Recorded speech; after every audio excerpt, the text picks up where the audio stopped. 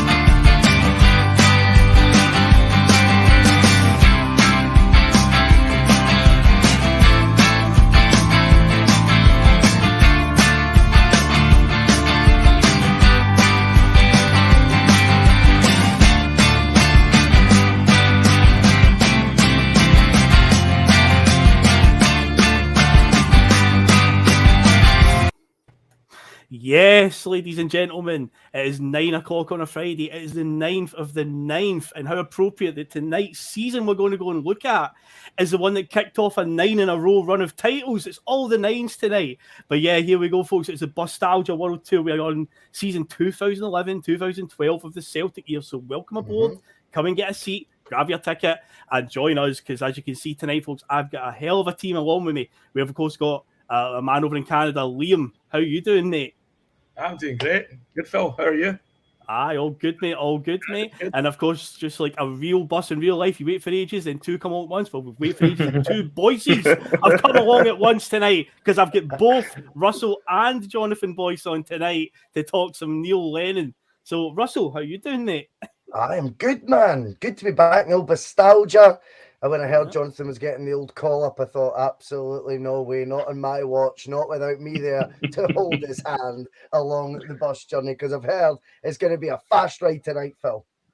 Oh, it is indeed, mate. As this season is bonkers when you go back and look at it, because I was putting the notes together, I was like, fucking hell, there was a lot going on in this season. There was a lot to talk about, especially Valentines Day 2012. We'll get to that, though, very, very soon. Jonathan, this is your second appearance on Bustalgia, mate. Welcome back. Yep. How are you doing tonight, mate? Yeah, I'm good, mate. I'm good. Glad to be back on Bustalgia. Last time it was me and Terry. I think we did 07-08. So it's going to be good to have a wee look at what happened with Neil Lennon. One thing's for sure, this bus journey might just have dangers of thunderstorms as we go through it, I think. It started already. Has indeed. So before we get started, of course, as the driver today, I need to remind everybody to subscribe, like, comment, and share. It helps the channel out massively. We've been doing some brilliant numbers recently, and that's thanks to all you guys watching and doing your thing. So if you keep doing that, we appreciate it massively. And of course, if you wish to become a member of the bus, a wee sort of tip of the cap to the main man himself, Russell, the main bus driver, then you can. You're perfectly welcome to. But of course, as always, all the content on the bus remains free. And also, as it's going on the ticker at the bottom, check out at Hoops Raffles on Twitter and Instagram for the chance to win unique Celtic prizes as well. Definitely want to check that one out. Yeah, one of our own bus members has won a prize already. Connor Carr, wasn't it? He did. One of the Connors, Connor Carr. Aye. It was Connor Carr won a prize. I mean, you're looking at the value for money they're doing as well, Phil. It's like £3 it was last week. You could win a signed Jota shirt. The boys have a good plan over there. I like their style. But Hoops Raffles, it's great to have it's great to have a sponsor like-minded to us as well. Fanboyfootball.com, they were brilliant with us, and it looks like it's going to be another exciting partnership on the bus. We'll get the Groups Raffles logo somewhere at the top as well. We don't have any other sponsor anyway, so I think we'll be able to work that out. So we'll put the wee logo somewhere. I'll leave that work to you though, because that's where you come in. No worries at all, mate. No worries at all. So yeah, guys, as we usually do on Bustalgia, we need to start with a trivia question, of course. We'll come back to the answers at the end of the show. I like this trivia question. Tonight's trivia has 6 answers. Only 6 I'm looking for this time. So because we're doing a Neil Lennon season, it's themed around his time as manager. So, during Neil Lennon's first spell as manager this era, there are 6 players who scored on their competitive debut for the club, but who are the 6 players? Say that again. So, during Neil Lennon's first spell as manager, not necessarily this season, his first spell as manager from 2010 to 2014, there's 6 players who scored on their competitive debut for the club, but who are they? One of them is this season. I was at one of the games that he scored his debut at. I know one of them straight off the bat. Oh, he's right. So yeah, as always, that's the question I'll put there, and we will be coming back to that at the end of the show. But yeah, 6 answers. Guys who scored on their competitive debuts under Neil Lennon's first spell as manager. Not his most recent one. We don't want to talk about that spell, to be honest. We want to stay away from that spell. We'll just concentrate on this one. But yeah, folks, let's get into this Bustalgia 2011 12 season, and also I need to just make the viewers aware as well. If I have a coughing fit at any point, I am absolutely tanked up on Benylin today because I've had a sore throat and a blocked nose. I have been this morning, I could barely speak. I'm doing okay now, but yeah, I might have a coughing fit at some point. I've got so much water here as well to try and get me through, but I'm sure we'll do it. I'll pull through. For the good of Bustalgia, I will pull through, guys. I'll play that violin for you, mate. So yeah, folks, the summer of 2011. So let's go back to this. Funny enough, this is not a time period we've visited yet in Bustalgia. It's an odd number year because we did all the World Cups and the Euros. They also happened in even numbers. So what was going on in the world of football in the summer of 2011? So as always, we start with the big winners, and the Champions League was won by Barcelona at Wembley. They beat Man United 3-1. This is arguably seen as definitely in recent times the best club side. This is peak Guardiola Barcelona. Many folks say that this one in particular, it was Pedro, David Villa, and Messi that scored the goals on the night, and Rooney scored for Man U. But they beat them twice. But they beat them twice in a couple of years. They beat them in 2009 in the final, then beat them again in 2011. But yeah, that Barcelona team, that is probably because Guardiola leaves not long after that and goes to Bayern, doesn't he? So this is one of his last seasons, because by the time they play us, the next season from this 2012-13. It's not Guardiola that was manager of Barca when they came to town. It was they moved on. He went to Bayern at that point, but am I right in that one, or am I completely tripping there with that one? I'm sure it was. No, Guardiola wasn't. Guardiola wasn't managing when we played them in the 125th anniversary. It was somebody else. I think he took Hill and they replaced him. I forgot who the exact guy's name was, but he did. He took Hill, the guy that came in. You're right, Jonathan. He was the assistant manager before. That's right. Correct. Somebody will pop up in the comments and definitely give us a name. I'm keeping my eyes peeled. He was replaced by Luis Enrique, but it wasn't Luis Enrique. Enrique came in after the boy in between the two. Oh, what was his fucking name? It was a V, I think. I forgot what it was. Yeah, I was thinking that. It does. Somebody will comment in the comments with it, definitely. Now, I say Barcelona, they won the Champions League, the Europa League that year. Quite interesting for us. Porto won it, but they beat Braga in the final, who at the start of the 2010-11 season we crossed paths with. And again, I'm pretty sure that Mr. Keevans had a whopper. I'm sure when Braga knocked us out, he said something in the press along the lines of Celtic beat by a pub team.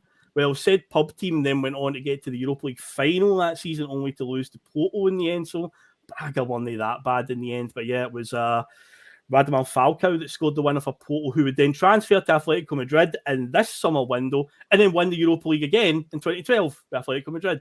So back-to-back Europa Leagues with 2 different teams for Falcao.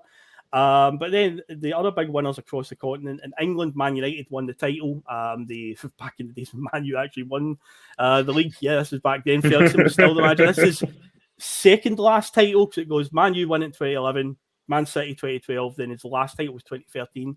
But yeah, they won the title 2011. They finished 9 points ahead of Chelsea and Man City. Speaking of Man City, though, they did win the FA Cup. They beat Stoke in an absolutely dire final. I think it was Yaya Toure scored the goal, but Yeah, I vaguely remember that as well. It was terrible. Dreadful game. But of course, Man United at Old Trafford, they had that like banner that was like a clock, and every year it would change from like 33 years, 34 years, 35 years since Man City last won a title. But that was the last year they could, or last won a trophy. But yeah, the last trophy they had one before that was the 1976 League Cup. So yeah, that banner's now obviously gone. Now Man City are just scooping up trophies left, right, and centre down in England, and the League Cup is quite an infamous one because Birmingham City beat Arsenal in the final. A last-minute goal by Obafemi Martins, and Alex McLeish was the Birmingham manager. Is, of course, remembered for the calamity between Chesney and, I believe, Koscielny. Basically went for the same ball. Chesney went to pick it up, and the two of them bumped into each other, and the ball just rolled right into the path of Obafemi Martins, who got a tap-in. But yeah, Alex McLeish won the League Cup that season with Birmingham, and they also got relegated as well. So a bit of a contrast there for Old Deck. But yeah, that was the three major trophies in England. And as for in Scotland in 2011, Rangers won the title, pipping us to it. We should have definitely seen that one out, but it was the Inverness game with a couple of games to go, a rearranged fixture, because Inverness weren't even a top six side. It's one of those ones that get rearranged and rearranged again, and we had to play it after the split. That's the one that fucked us. Not the first time that Terry Butcher ruined their chances in a game that his team didn't have much to play for. The second time that happened. But we did win the Scottish Cup, though. We did salvage that. That was Lenny's first trophy.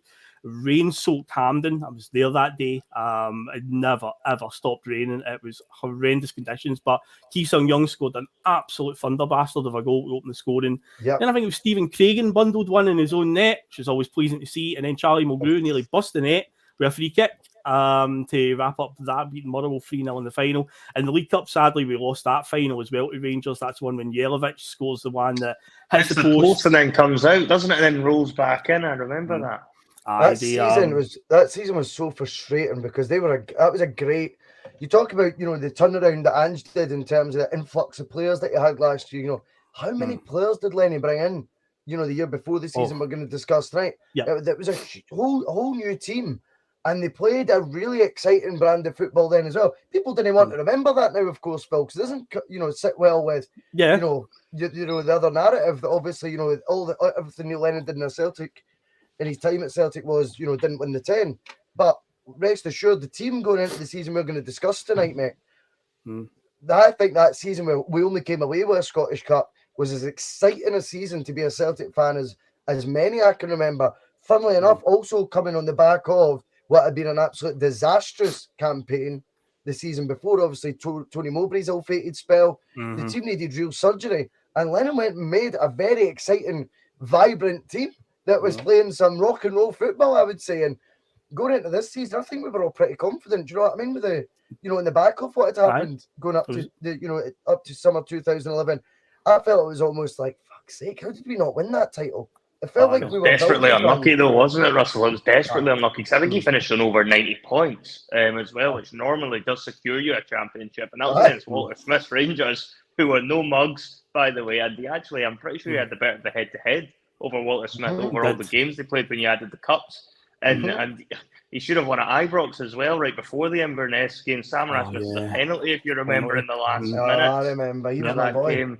Yeah, and he'd been so important for us throughout the second half of that season. And, Celtic were a joy to watch that year. And it's one of those ones that always leaves a bitter taste in my mouth, the fact they never got that one over the line, because I just felt that was like one that got away. Then we should have had it. We should have had it. It was there for us. And it's one we're always going to look at and think, why did we not see that one out? See, with hindsight, did Lenny stop the 10 twice? When you look at it like that, you could possibly argue that. I never thought of it that way. If we'd won the league title that year, Liam, that would have done 10 in a row already. Oh man, I bookended it. He did. Liam, where were you based at this point in time, mate? Summer of 2011. Were you in Canada at this point, or America? You're on mute. Oh, you're on mute, Liam. I was in Vancouver. I was in Vancouver then, yeah. So we were watching it. Same place we still watch it now, Library Square. It was exciting times, It is an interesting thought, that though. Two different seasons. We've technically not won the 10 because I mean, fucking hell. That's going to keep folk up all night. Do you know what I Are mean? we blessed were we blessed or cursed with Neil Lennon? You know, he's a double agent. You know, he is. He's always been like the nearly man though for me, Lennon, in some ways. It's always like there's always been something you can turn around and put against him. Anytime he even has success, there's always something the rivals can come back out with on him. Because I know we'll touch on it obviously in this season when we get into about what happens across the city. But even if you look further down the line in the season that ends early because of COVID, you know, Rangers fans like to rewrite history that season as well, where they turn around and say Lennon wasn't going to win that league, even though it was like 10 points clear, and he was going to give Gerrard his jotters. But I think that almost gets forgotten about now as well because of what happens, you know, the following season and how it all completely unravels. But even in his second spell, Lennon had us playing some really good football in that season that ends up getting curtailed early. So he's one of those ones, he always seems to be like reasons, you know, that even when he does well, there's always something you can kind of go back and like, well, maybe not as well as you might have thought. You never quite got it. There's like almost like some sort of like finger coming up to wag at him, and it's just, it's a bit of a strange one. I think as well, Russell, you've said it on the show before about the this squad that Lenny assembled with Ledley, Hooper, Stokes, Commons. They're like the last hurrah for those type of a good lads type team. You know, they're just all good camaraderie rather than the modern day footballer that likes to be mollycoddled and stuff. This team are probably the last real generation that a manager could go in and give them a bit of a bollocking and they would take it on board. Aye. Liam, I think you know what Phil's saying, spot on. You know, it's lost in the modern game now. But even guys like Chris Commons, who you would associate as being one of your more flair sort of players and that, and not exactly the biggest work rate ever, he could at least handle a rollicking off his manager. In fact, he reacted positively to that sort of management. Nowadays, a guy playing in that sort of number 10 role is going to have pink boots and, you know, they're just not going to be able to handle when they go in with their hairband on. They're not going to be able to handle getting Neil Lennon in their face shouting, you know, and jumping up and down. Well, I think what you saw at that point was 2011. That was culturally, we were at peak version of what was like lad culture.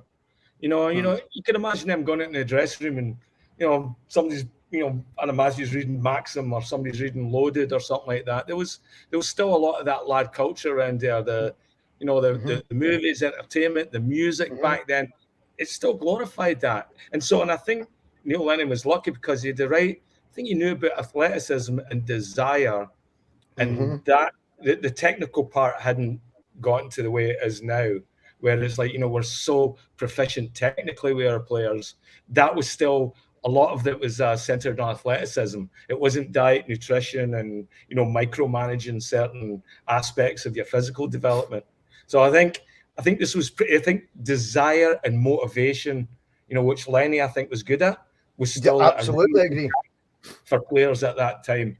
But it was just on the cusp before it started developing more technically. I agree. Well said. Now I'll quickly just run over the other winners as well, just across the continent, and then we'll do, as I like to throw in there, the top 10 most expensive transfers each summer window, because it does give you a hell of a shock when you see some of the players and puts you back in that time period.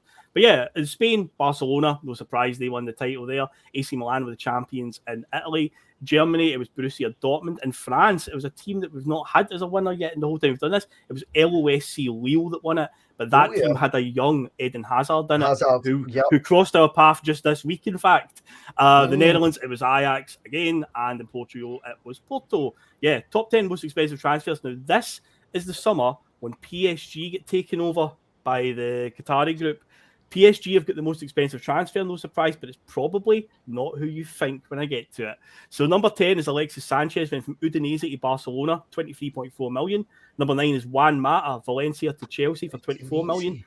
Samuel Eto'o from Inter to Ange Makachkala. Yes, I did pronounce that right. 24.3 million. Samir Nasri, Arsenal to Man City, 24.75 million. Fabio Coentrao, Benfica to Real Madrid for 27 million. Manuel Neuer went from Schalke to Bayern. He didn't start as a Bayern player. He was poached away from Schalke. for 27 million. Cesc Fabregas, Arsenal to Barcelona for 30.6 million. Radamel Falcao went from Porto to Atletico Madrid for 36 million. Where did Atletico Madrid get that 36 million? They got it from Man City because they sold Sergio Aguero for 36 million. It's the number 2 most expensive transfer. And number 1, as I say, PSG set it that summer, Javier Pastore from Palermo to Paris Saint-Germain for 37.8 million. So it wasn't Zlatan, it wasn't Thiago Silva, any of those players. The first big signing that PSG made when they got taken over was Javier Pastore, Argentinian midfielder from Palermo. That one shocked me. I was like, whoa. I can remember Pastore, but I don't remember him being like the number 1 transfer that summer. But yeah, that's 2011's transfers. Blows me away whenever we look at that. Interesting. I think PSG, though, did what Man City did with Robinho with that signing. They overspent to make the statement. Do you remember when City when they were first took over by the new owners and they had Mark Hughes was in charge? Well, you know, future Celtic manager Mark Hughes. Aye. You know. Great manager, Russell.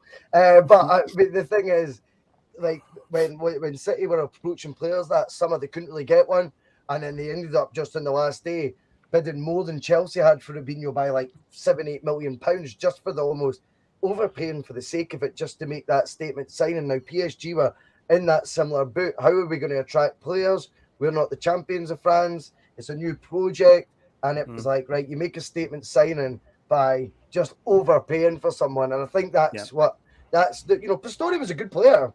Yep. But when you look back, that's 11 years ago. Palermo weren't a club that were demanding or able to hold clubs to a 37 million ransom for their best players. They probably couldn't do it now, let alone 11 years ago. So when you look at that, the devil's always in the detail, and it was more PSG saying, we've got rakes of cash and we need to sign a player for, they probably just wanted to be the top transfer of that summer. Yeah. That will have been it. That will be the statement. We've now got all the money, guys. Look at us. It was a year later. They signed. In fact, see this first season coming up, 2011-12. They didn't even win Ligue 1. It was Montpellier that won it. And PSG's first season, Olivier Giroud was like the main man for Montpellier, and then he transferred to Arsenal. But yeah, it was PSG still took a wee while before they really kicked into gear and started dominating. By Montpellier win it this coming season, and Lille have just won it the season before. But that was definitely, you're right with that one. There's definitely one of those where we've got the money now. What can we do? And they've just went in and bought this highly sought after youngster. But yeah, Pastore never really amounted to the potential I think a lot of people had. No, I don't think so. I think out of that list you've mentioned, I think Aguero turned out to be the most valuable for money there. You know what I mean? I think he did Man City a fairly decent turn. I tell you what, when you go through the list, it's just a wee reminder as well, Phil. Right? I'm the world's worst for it. Demanding Celtic spend higher transfer fees in this day and age, and I do think at times it's ridiculous we're spending less than we were 20 years ago. But not going into that. See, when you actually look at the strike rate of those 10 signings, Pastore's a miss. Falcao at Atletico Madrid's a hit. Aguero's a hit. Fabregas was a miss at Barcelona. He couldn't get a start in their team. Neuer's a hit. Contral was in and out the Real Madrid team. Nasri was a bit of a flop at Man City. Eto's move to Russia was ill-fated and didn't really pull up any trees there either. Juan Mata to Chelsea was a big hit. He did well at Chelsea. And Alexis Sanchez, I had no idea, played for Udinese, but 4 out of 10 there, Phil, are misses. And you look at that bracket of fees and you're going, sometimes, there's more to it than just pay a big fee and they're guaranteed success. But, I'll probably still be saying the same things next summer about the Celtic transfer policy. So. Of course. It's a good thing Alexis Sanchez also left Udinese, because we were about to cross Udinese's path as we get into this season, but we'll get to that very, very soon. So a wee bit of pop culture, what was going on. Obviously, we touched on the music scene. Again, we're into the mid-2000s at this point. We're all a bit like, what? Who are they? All I know is that when the season kicked off, the 24th of July, 2011, The Wanted were number 1 in the singles chart, and Adele was number 1 in the albums chart. Now, the big headline acts at the festivals during that summer: Tea in the Park, 2011, Arctic Monkeys, Coldplay, Beyonce, and the Foo Fighters were on the main stage across the weekend. Other big acts that appeared at Tea were Pulp, Manic Street Preachers, Blondie, Tom Jones, Weezer, Slash from Guns N' Roses, or would have been Velvet Revolver at that point. Can't remember. Guns N' Roses are now back together. Can't remember if they were back at that point. No, The View, The Strokes, Primal Velvet Scream, and Revolver, Calvin I think, yeah. Harris all appeared Tea in the Park that year. And Glastonbury was headlined by U2, Coldplay, and Beyonce. Again, they're just going hand in hand this summer. Another big acts that appeared at Glasgow with the likes of Morrissey, Queens of the Stone Age, Kaiser Chiefs, Paul Simon, Paolo Nutini, Don McLean, Biffy Clyro, and The Streets. The number one film in the UK box office on the day the season kicked off was Harry Potter and the Deathly Hallows Part 2. I don't watch any of the Harry Potter films, so I know people go crazy for Harry Potter, but it's completely right over my head, that one. No, so this one's a Part 2, so so there was obviously a Part 1 to this one, because it was like 7 main films, wasn't it? But this one's got a Part 7 2. books. Seven books, and they did 8 films. They split the last film just to be a bit more of a money grab. So this is the last film then? That's right, okay. That was the final one before they started bringing out the sort of remakes they've done in recent years for I think it was like a book she did for charity that she's now sponging about 4 or 5 films out of. Right, okay. I say I'm completely lost. But again, I'm really into like Star Wars, and a lot of people don't get that. So there's always these franchises that people either you get it or you don't. So I'm not really into Harry Potter, but I really like Star Wars. I like Harry Potter. Hocus Pocus and all that. in Gladium Leviosa. Yeah, I like Harry Potter. I think they're good kids. They're good kids, aren't they? They're good kids, eh? Saving the world, man. Do you know what I mean?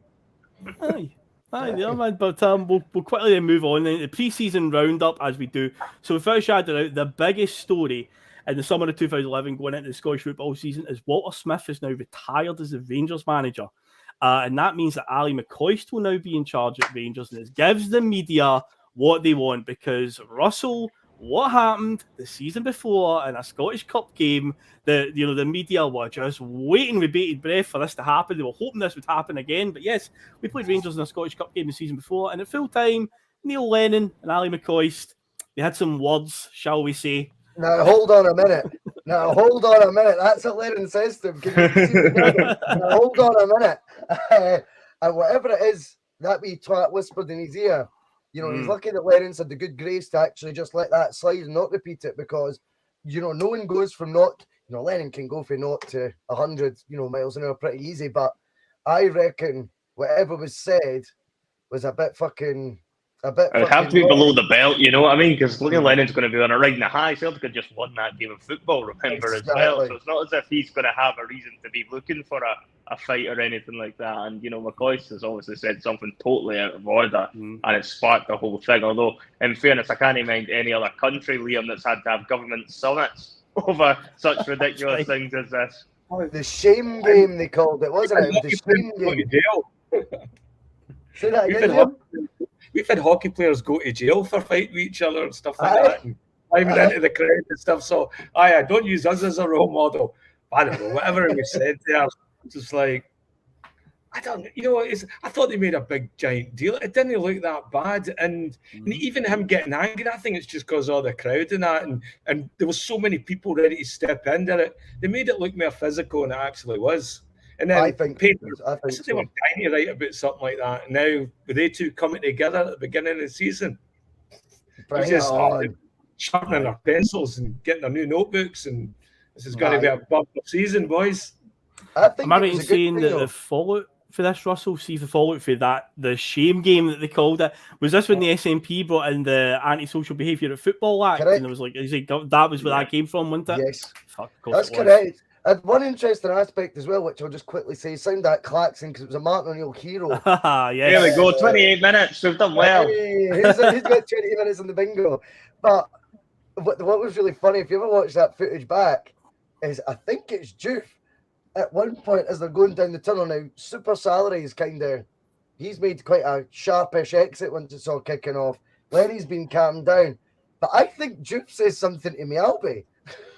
They do. That's right, they do. Because Mialbi goes up to him as well. Mialbi for a second kind of just flicks back into Terminator mode. Do you know what I mean? Like as if he was playing in the derby, and you just see him, and he's going, that is not the guy.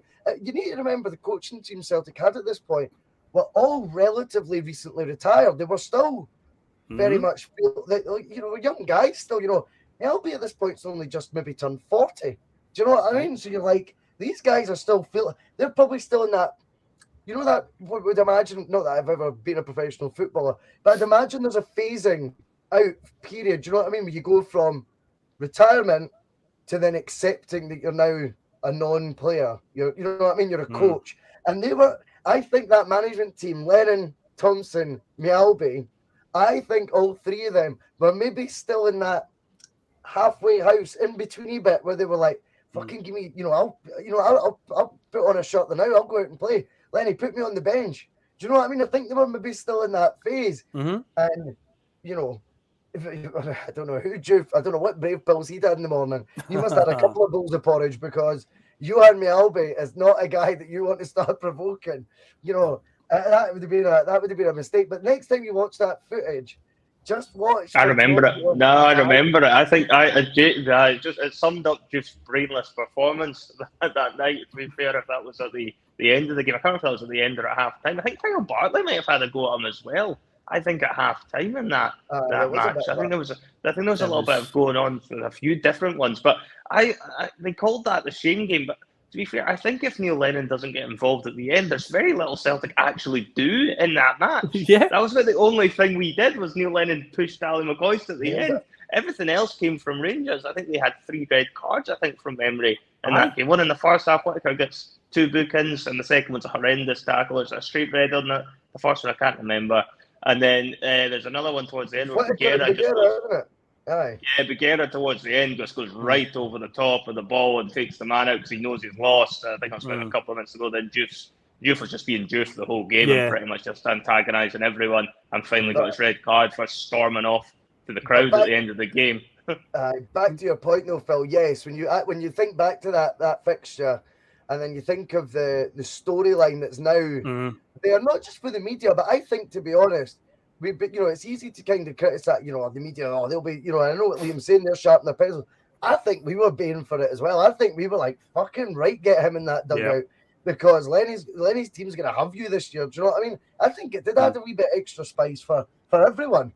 Definitely about the time, and they've felt that. Now there's somebody else, another character to this story as well that's very, very significant, because this is also the first transfer window where the man with wealth off the radar, Craig White, self-made billionaire, he's got the reins now at Rangers after taking over at the end of the 2010-11 season. This is his first transfer window to flash that cash, flex that financial muscle. And to be fair, you're a Rangers fan, and again, the red flag should have been waving early.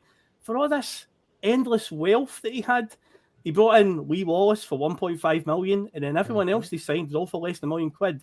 Doran Goyan, Alejandro Bedoya, Carlos Bocanegra. Kyle Bartley extends his loan for another season. They've now got a rookie in the dugout.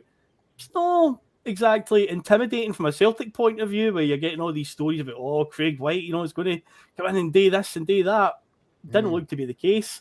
And of course, they also blew the chance to add some money into the coffers, which would probably be significant as the season went on, because they could beat by Malmo in the Champions League qualifiers, which has happened in recent years as well. Malmo seem to have a good record against all Scottish teams when I think about it. They're clever lads, aren't they? They're clever lads.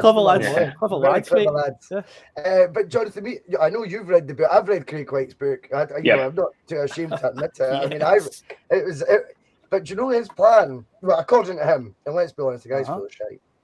But he also says in the book that the reason they didn't spend at this point is because he knew the club was absolutely rich, right? He was down to the bare bones. But he was gambling that they would navigate the Champions League.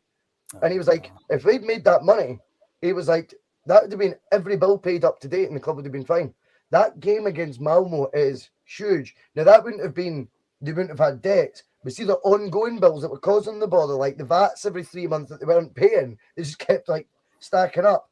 These are the ones that were drawing the attention to them.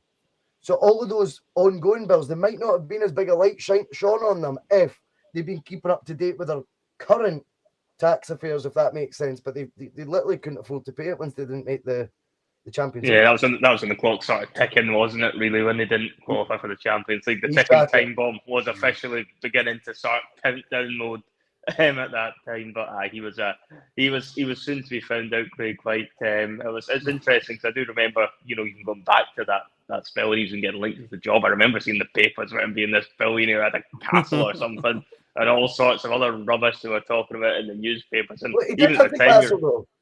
I mean, he did have like that. have the castle, and then he was just like, but then they were trying to portray him as like this billionaire man who just like was, I don't know, so much wealth he could like buy Rangers about 50 times over, and it was all raising a lot of eyebrows. And then obviously clearly when you start seeing the transfer window unfold, you kind of begin to realise that perhaps this isn't quite as much money in the old coffers at Ibrox as we first thought when he came in.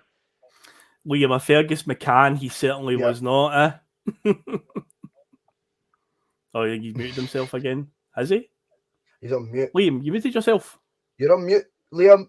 Yes, aye. Oh, there you go. Sorry, it's delivery trucks. They just. Aye. Oh, of course. No worries, mate. No worries at all, He was man. no McCann, was he? No, certainly not. Certainly not. McCann was a man of his word. Craig White definitely wasn't a man of his word, to say the least. Fair to say, Rangers, they wanted him to be their McCann and just never wanted it, Aye, Do you think there's two sides to it, though? Liam, right? Do you think there's two sides to it?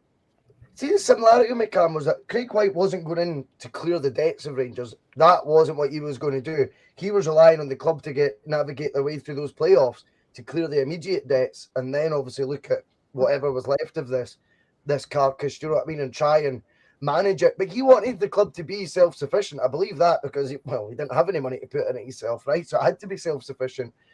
But I also believe he didn't coin these terms that he was a self-made billionaire, I don't think. You know what I mean? I don't think it was him going. I think he's probably seen those headlines and went, I am fucking doomed. Do you know what I mean? From what I see of him, he looks like one of the business entrepreneurs that, you see really amplify like a Branson or something like that. He just never went that far, but his mindset and his intent, I mean, looks like he bought that as an entire PR exercise because that's what it did. It took his profile, and then all of a sudden, he didn't have to say anything. Other people were projecting what they wanted their billionaire knight in shining armor to look like. And, that was the rise where every single big billionaire had a business book out. That was the big thing. If you go and look at any of the literary stuff, like, in the bookshops and all that, it was all that sort of stuff. And it was like, Fast Company, Entrepreneur Magazine, everybody's watching The Apprentice. So when a guy like that comes along for Rangers, it happened to us as well, right? And we're not that far off. You can see that they can project all those qualities on, and they'd seen us get a Fergus, so they wanted it more badly than us, and so, you let your guard down, Yeah, I think, though, that the Brown Warriors coming in there, Phil, and it's just a brilliant point. I actually should have said that when I was saying about, Ticket Us were going to do, was it pay Rangers for 3 years in advance of season ticket money? Aye, it rings a big bell, that one, aye. Crazy amount of money. This all then got ridiculed. But actually, again, I know he's not the most reliable source, but Craig White was saying this is quite common practice that clubs do that to generate their revenue. Now, if you're making then Champions League those 3 years, it's not a problem. Ticket Us and all that, it's all sorted. And that's how he did have a plan. At the end of the day, no matter what people say about him, there was no benefit for him to go into that football club to wreck it. Who wins? Nobody wins. Yep. So there was no way he was doing that. He wanted it to be self-sufficient because he didn't have the coin that the likes of Keith Jackson were desperate to tell us he did. And ultimately, that was one of the big downfalls. But on the park, they've got so much to answer for as well. And I think they're deluded, the likes of McCoist and all that, if they ever thought they were going to get money spent. They were fucking pissing in the wind. They should have only had one look around them and went, David Murray just sold this, institution, they love that word, for £1. Right? So, there can't be much value around here. So if your club's only worth £1, what the fuck? And I mean, anyone who thinks David Murray's right, I was duped. He got out there. He got his first ticket out of there before the shit hit the fan. It was telling as well, Russell. It was telling as well, because obviously Walter Smith retired the year before, and he's a very shrewd man. I think he obviously probably had some idea of what was coming as well. It's time to get out of this before I do some damage to my reputation here, and I'm going to jump ship and retire on the back of winning 3 in a row and leave this to other people to try and manage the storm. Aye. It's well, obviously you're saying they were hoping to get through the Champions League. They didn't even get into the Europa League because they also crashed out of the Europa League qualifiers to another team that we've crossed paths with around about this time, Maribor. I completely forgot about that when I was doing my research on this. I'd forgot the Rangers had dropped. I thought when they lost to Malmo, they dropped completely out of Europe. No, they went into a Europa League qualifier. And when I looked it up, I was like, fucking Maribor, that's right. Then Maribor beat us a couple of years later. Aye. Yeah, they did us under Mowbray, did they not? Maribor, not no, Mowbray. it was Dyler. Ronnie. Aye. Yeah, Dyler, that's right. Yeah, Ronnie Dyler, that's right. Yeah, so a lot of the same teams all cropping up. Just shows you the sort of teams that are at that level playing in the qualifiers, always getting paired with each other. Say Malmo have got a freakishly good record against Scottish teams. They've beat us multiple times. They beat Hibs 7-0 as well in a qualifier a few years ago. So Malmo just love putting misery onto Scottish teams. But as we move on, as the Rangers, obviously Walter Smith is retired. Ali's now in the dugout. Craig White, they don't really spend that much money. So this is a great opportunity for Celtic to really push on after winning the Scottish Cup. Being so close last season to winning. There is definitely a feel-good atmosphere around Celtic in this season. There's a lot of optimism. So in terms of what we did, we didn't spend a lot, but some of the players we brought in, there was a bit of shrewd business here. Adam Matthews and Kelvin Wilson were signed on free transfers. Fraser Foster extended his loan from Newcastle for another season. He didn't become a full-time Celtic player until the start of the next season. We also poached away a wee lad named Dylan McGeoch from Rangers youth team. He did end up scoring one of the goals of the season in this upcoming season. We also signed a lad on a half-season loan from Dynamo Kiev, Badr El Kaduri. We know why he's infamous, or famous, infamous, what you like to call it. Yeah, he's got one moment in a Celtic shirt at Ibrox. But yeah, other than that, he was dreadful. We also, speaking of dreadful, we signed Mo Bangura for $2.2 million from AIK Solna. Less said about him, the better. But without a doubt, the best bit of business Celtic did that window was an unknown Kenyan midfielder for £900,000 named Victor Wanyama. Played for a team called Beerschot in the Belgian division. Yes. Safe to say, Victor Wanyama worked out just fine. And at this point in time, they've said here, when Wanyama arrived this season with 5 centre mids on our books, Scott Brown, Key, Berham Kayal, Victor Wanyama, Joe Ledley. I think because Neil Lennon played central midfielder's position, he had a real eye for a central midfielder because he could. That was his position. And you look at that strength in the middle of the park at that point. That is a ridiculous 5 to have to pick from each week. Brilliant. I think that's a good point. The other signing that really is interesting there, though, is the Bangura one. Now, 2.2 million might look like a significant amount of money compared to the other fees spent there, but in actual fact, it was a shocking signing for 2 reasons. One's rumour, one, though, is fact.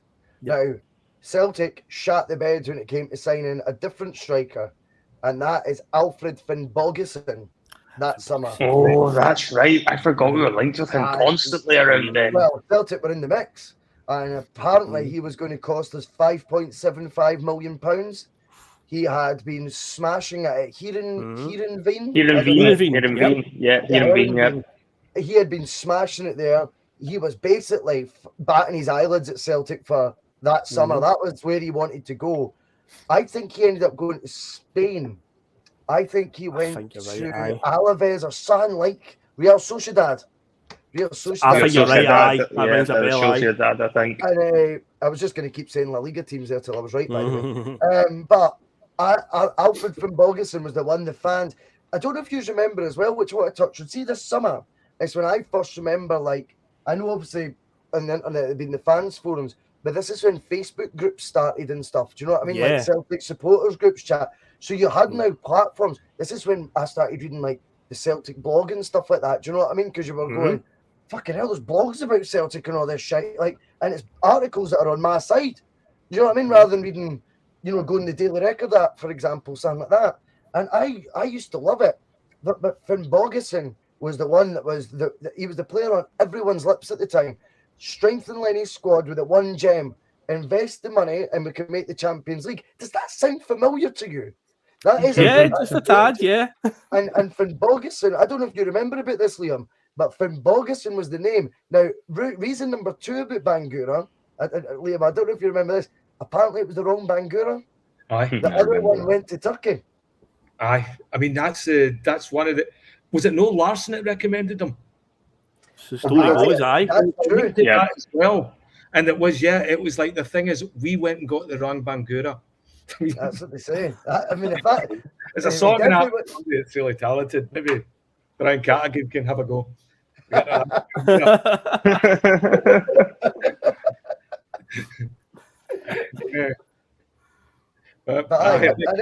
We certainly got the Rang Bangura. Aye, definitely.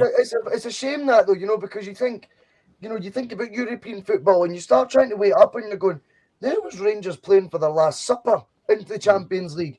We were playing just to make an extra 40 million. We just didn't have the balls to sign a £6 million player and opted for one that we hadn't obviously even watched in the flesh.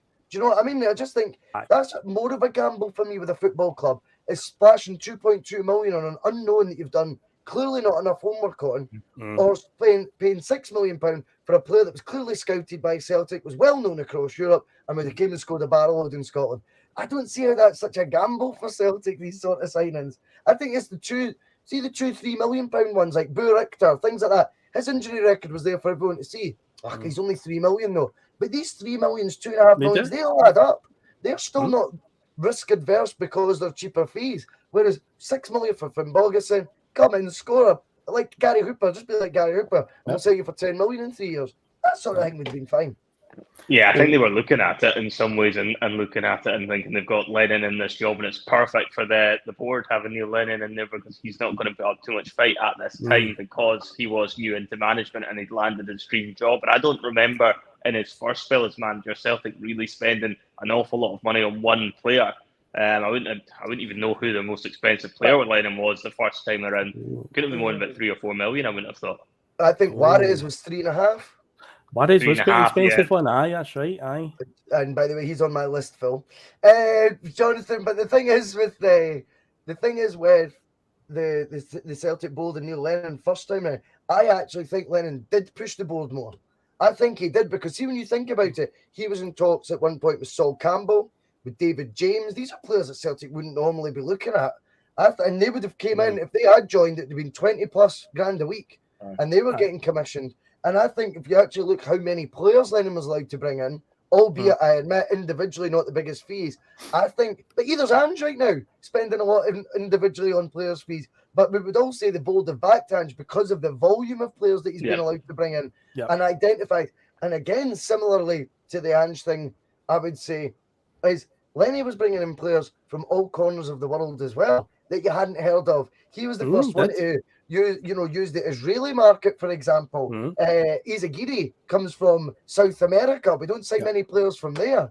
Gary Hooper came from Scunthorpe United. Maybe you could say akin to Matt O'Reilly coming from MK Dons. Things like that. And you start going, there's similarities in this that no one will ever give Lennon the credit for, by the way. And I get that. That's fine. People have made their mind up on it. But when you actually look at the players he brought in, absolutely outstanding at that time. I think, though, Lennon challenged the board more, Liam, first time round than he did second time round. I think he did. You're right at the very beginning, but I think when once you see everything, well, obviously foreshadowing, permits us to see that it's the casualness. It's like once Lennon gets comfortable, that board gets comfortable, then our players get comfortable. That's a great point. It makes us all uncomfortable, because it's like, hey, wait a minute, what are we paying all the money for? And so I think it's just a recipe for disaster because you just don't challenge each other at that aspect. And I think with him being new, and especially the way his seasons went for him as well, it wasn't all rosy at first. So I think at that point he had the power at first, and it slowly just diminished over the time. And I think it was a lot of the comfort that the more comfort he got, the less power the more he gave away. Fair play. You're spot on, mate. I like that you brought the similarities to Ange Postecoglou there because I do like a seamless link. Because funny enough, Celtic had a wee tour of Australia in the summer of 2011. Now, when I was looking up the fixtures of this, my first thought was, I wonder, did we cross paths with Ange Postecoglou? We missed him by a year. We played Central Coast Mariners, we played Melbourne Victory, and we played Perth Glory. he wasn't the Melbourne Victory manager in 2011. He took over in 2012. So we just missed him. So I was like, oh man, that'd have been quite good poetry if that had happened. You know, that he ends up the guy who would take over from Lennon in the second spell, Ange Postecoglou, if we crossed over each other. But no, we had a wee tour of Australia. And then we came back to the UK, played Cardiff in a friendly in Wales, lost 1-0. We then went and lost 2-0 to Wolves at Celtic Park. I remember being at that game as well. Wolves were in the Premier League, I think, at that point with McCarthy as manager. But then we went and played in the Dublin Super Cup, a wee pre-season tournament, which meant that as a result of it, we missed the second weekend of the SPL because we went away over to Dublin. So Rangers were allowed to play a game extra. So we were always chasing them, which will be significant as we go into this season. But we went and played Inter Milan, then we played an Irish League 11. We lost to Inter and we beat the Irish League 11 pretty comfortably 5-0. But yeah, as a result, as I say, it now means that Rangers are always one game ahead of us for the first couple of months of the season. And we ended our pre-season tour with a 2-0 loss to Swansea City. So not exactly a confidence-inspiring pre-season. But yeah, I did find it interesting that we went to Australia and I was like, oh man, just imagine if Big Ange had crossed paths with Neil Lennon at this point. But say, we were a year out. If we'd left it another year, we would have crossed paths with him. But yeah, that wraps up our pre-season stuff. So yeah, we'll now put in we're on 50 minutes. That's usually about the time now anyway. So we'll put in the musical interlude. And when we come back, we will be going into 2011-12 season. And also, I've got a bonus trivia question for you right now for you to think about over the break. You mentioned Mo Bangura, right? Yeah. Mo Bangura's only ever scored one goal for Celtic, but who was it against? There you go. There's a trivia for you to ponder for the next 2 minutes. He scored for us. Mo Bangura has one goal for Celtic, and I nearly fell I was watching this game live and nearly fell at my seat when it happened. You will not believe the answer to this, but that's something to ponder over the next 2 minutes because, yeah, we'll be back after the musical interlude. But yeah, that's a wee bonus trivia question for you. When we mentioned Mo Bangura there, that was like, oh, hi, I remember this. So when I come back, I'll reveal the answer to that one. So see you in a mo.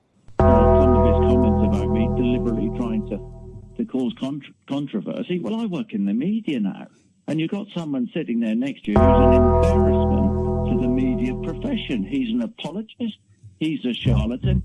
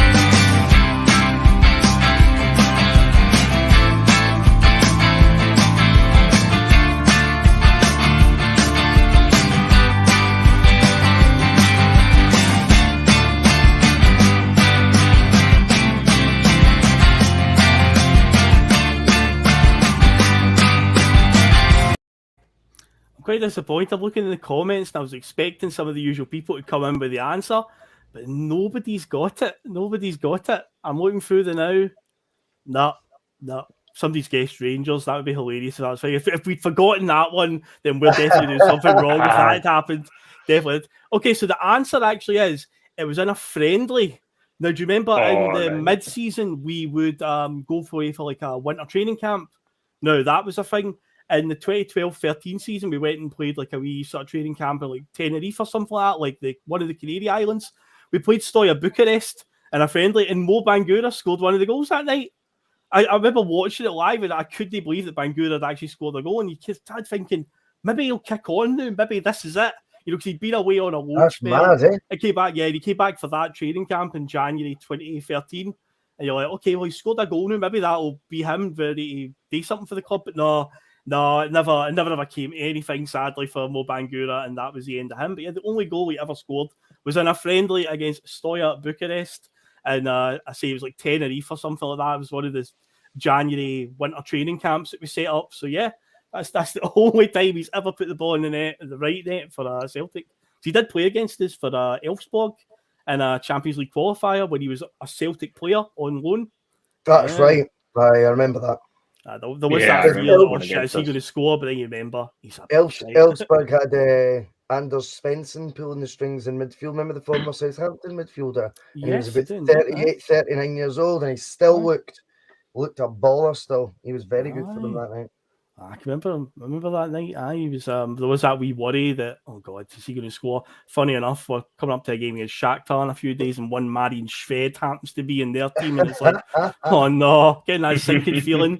But anyway, we'll deal with that. We'll deal with that in the next couple of days. But anyway, we'll talk about 2011-12 season. So Crazy Constantine. Some people might be thinking, what's that headline all about? Because you may have genuinely forgot this one, but yeah. The name Constantine is in relation to the Sion chairman, a guy named Christian Constantine, I believe it was. Yeah, he would write himself into Celtic folklore as being the pantomime villain of this season. Because, yeah, we started off the season pretty... I mean, in terms of like European football, we had one set of qualifiers to navigate. God, remember those days? I mean, this season, we haven't had to play any qualifiers, but wow, this was actually a point we wanted to play one round of qualifiers, albeit for the Europa League.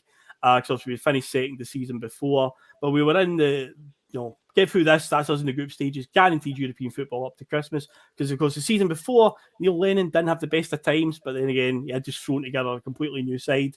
We'd originally lost to Braga in a Champions League qualifier, then got absolutely routed by FC Utrecht in the Europa League one, but Lenny really wasn't in a position to have 2 seasons in a row with no European football up to Christmas. We really needed this. But yeah, we're joining us FC Sion from Switzerland, and team we've never ever crossed paths with. Okay, well, it should be a navigable one. People we were seeded for it anyway. But in the build up to the game, some headlines began coming out that could have a few problems here. Not necessarily with how good a team they are, but there seems to be a bit of a storyline developing with them. Turns out they were under a transfer embargo from FIFA because of they'd illegally registered a player a couple of years before, a goalkeeper that they'd bought. So FIFA had put them under a transfer embargo. But of course, they didn't really listen to that one and continued signing players. Now, it turns out that the Swiss courts had actually ruled in their favour and they'd been playing these players domestically. So the chairman, Christian Constantine, felt there's nothing to worry about. Although UEFA did tell them in advance, do not play these players. They were signed illegally under a transfer embargo. If you do, we will punish you. But again, he thought, nah, we've got, the courts in Switzerland have said we're fine. We're going to do it anyway. So we played them at Celtic Park in the first leg and we drew 0-0. Second leg, we went out there. Mastorovic gets sent off after a minute, I do believe. And it was one of those, I can't believe that's just happened moments. It was a big long ball, aye. And Mastorovic was walking off the park. And I was like, is he just himself? It was one of those ones where the camera work was really, really shoddy and you never quite caught the red card getting issued. And it was only when he was walking off the park and the graphic comes up at the bottom of the screen, Mastorovic red card. And it was only like a minute, 2 minutes into the game. And you're like, oh no, and Celtic don't travel well in Europe. We have still won an away Champions League game at this point. We would in a year's time. But you're like, oh fuck, of all the things to do, this is such a Celtic thing. The very first minute, a players get sent off. We end up losing 3-1 on the night. But one of the players in particular that scored 2 of the goals, he was one of the illegally registered players, but they had played like 5 or 6 of them over the 2 legs anyway. So afterwards, obviously, we've went out of Europe. So Rangers get knocked out by Maribor the same night. I believe Hearts had also been knocked out of the OP qualifiers. So as it stood, going into this season, no Scottish teams were in Europe at all. The draw takes place on the 26th of August, as usual, Friday lunchtime. They draw it with Sion in the pot. So they come out as pot 4, and they're putting in a group of Atletico Madrid, Udinese, the Stade Rennes, French team, Italian team, and the Spanish team. Pretty hard group. And as far as I'm concerned, I didn't care because we're out, nothing to see here. But then news broke early in the Friday afternoon, not long after the draw, that a committee of UEFA officials had met and they decided now to throw Sion out the cup. And as a result, Celtic were getting a reprieve and getting put into the tournament. But the sort of like caveat to it was, if you were in the draw, if we were in the draw on our own, we would have been in like pot 2 or something. No. You're going to literally take Sion's place. We're going to treat you as a pot 4 team. It's that or nothing, essentially. So yeah, we ended up going into that group with Atletico Madrid, Udinese, and Stade Rennes. I believe Neil Lennon described at the time when the news broke as it's a Champions League standard group. It wasn't far off, by the way, because Udinese were always flirting with top 4 of Italy. Yeah. And Atletico Madrid, you know, their reputation speaks for itself. But I'll go to Russell first. I'll try to go round the clock.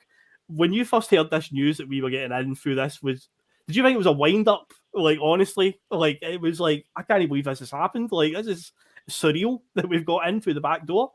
Yeah, it didn't sit well with me, though. I didn't like it, I'll be honest. I'm not one of those, you know, I appreciate that they've broke the rules and you're going, well, fair's fair, but it doesn't give me that same, it just feels like you're fucking the uninvited person at a party, do you know what I mean, who stays till the end. Do you know what I mean? When really, you should have been up the road already. You weren't even invited, you prick. Do you know what I mean? So, yeah, and you're now drinking my beer. And that was a bit like Celtic were going to be that. And I think the group was probably karma for how shoddy our attempt was at actually qualifying through it, you know, on the part was. So I've got no gripes about the standard of the group.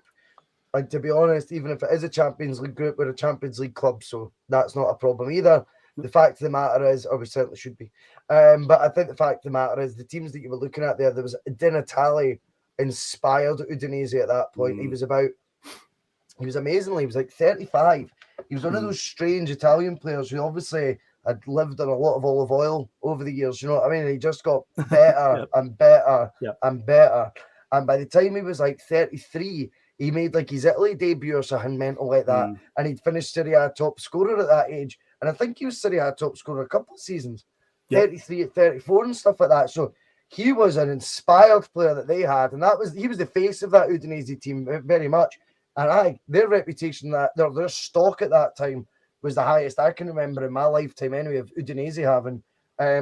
Rennes were a team that I thought, well, you know, you go to a team like that every day of the week.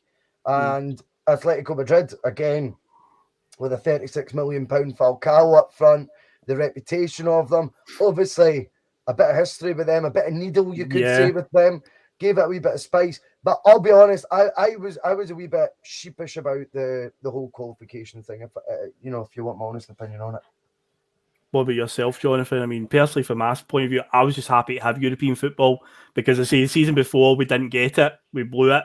So I was just like, I'll take it by hook or by crook. But I understand Russell's point. What about yourself, Jonathan? What were you thinking when that one came? Yeah, I mean, I was kind of feeling a wee bit embarrassed about it. I kind of feel like getting in through the back door a little bit more than anything else. And you're kind of looking at it and thinking we shouldn't really be in here. We're not really in here on merit, sort of thing. And it did take a wee bit of the shine off it for me. It's a very good group, as Russell said.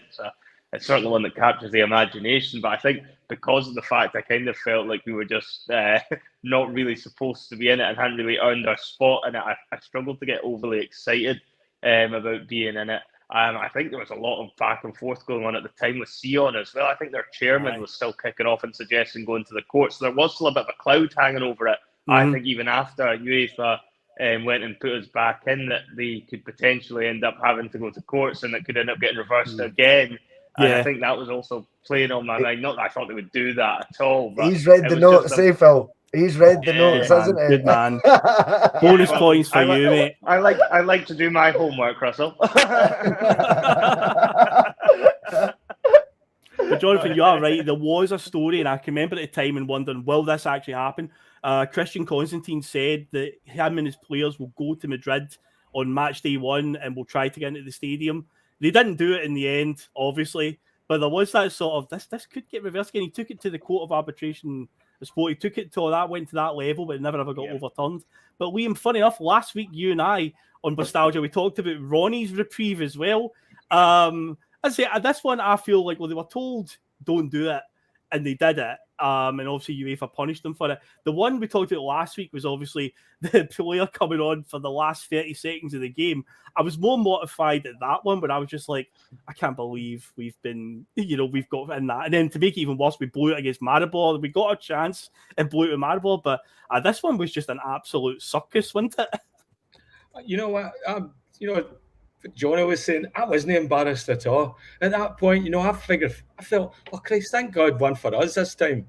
We got one. Yeah, The amount of times I've watched us bow out to Juventus with dodgy refereeing decisions and players sent off or goals that were onside or handballs and all. That's football. They keep saying, yeah, it works out over the time. I thought that was us getting one back. So no, I enjoyed it. It was more games than I expected to see that yet, and it was quality teams, and I loved Di Natale as well. If you want to go down a sidebar, read about some of the charity work he's done over the years in Italy. He's a bit of a legend. Di Natale? Aye. Oh, right. Okay, cool. I mean, do you know what? I think probably what Liam's just said there was probably what I was projecting to my pals at the time. Do you know what I mean? Like, oh, fuck off.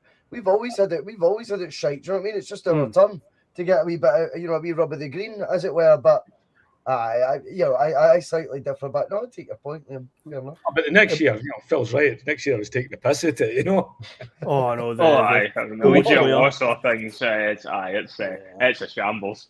Thinking, okay, maybe we could qualify through administration errors, and I'll know if they spend any monies. See, one of the things that I just find, one thing I do disagree with this whole thing with Sion was the fact that they did the draw, and then it was after the draw had been done, and then he says, "Oh, by the way, you're out." It's like they should have decided all that beforehand. But see, the result of that is we've been then treated as a pot 4 team. So it's like, well, you're going to take their place literally. So they'd already all put the fixtures together.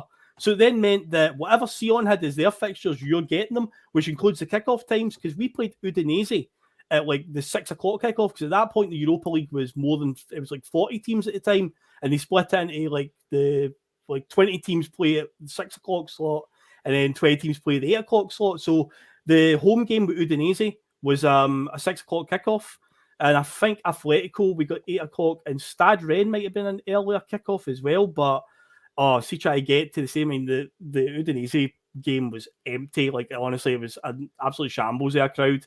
I think there was still interest. It wasn't an apathy towards the competition, but that kickoff time does not benefit us at all for a home game. And usually now, whenever we're in European competitions, you always find that Celtic, when they have got the home games, will always have them at the more generous 8 o'clock kickoffs rather than the 6 o'clock ones. So I know we're playing at 5:45 on Wednesday, but that's on the Polish time zone, so it's fine there. But this game against Udinese in particular, it was horrible. But I say it was the happy medium essentially. We were told by UEFA that we're going into this competition, that's just the way it's going to be. Celtic done nothing wrong, and they just had to go with it. But old crazy Christian Constantine himself, he was still fighting it too. Even after the group stages were finished and Celtic were long out the competition. Fighting it now.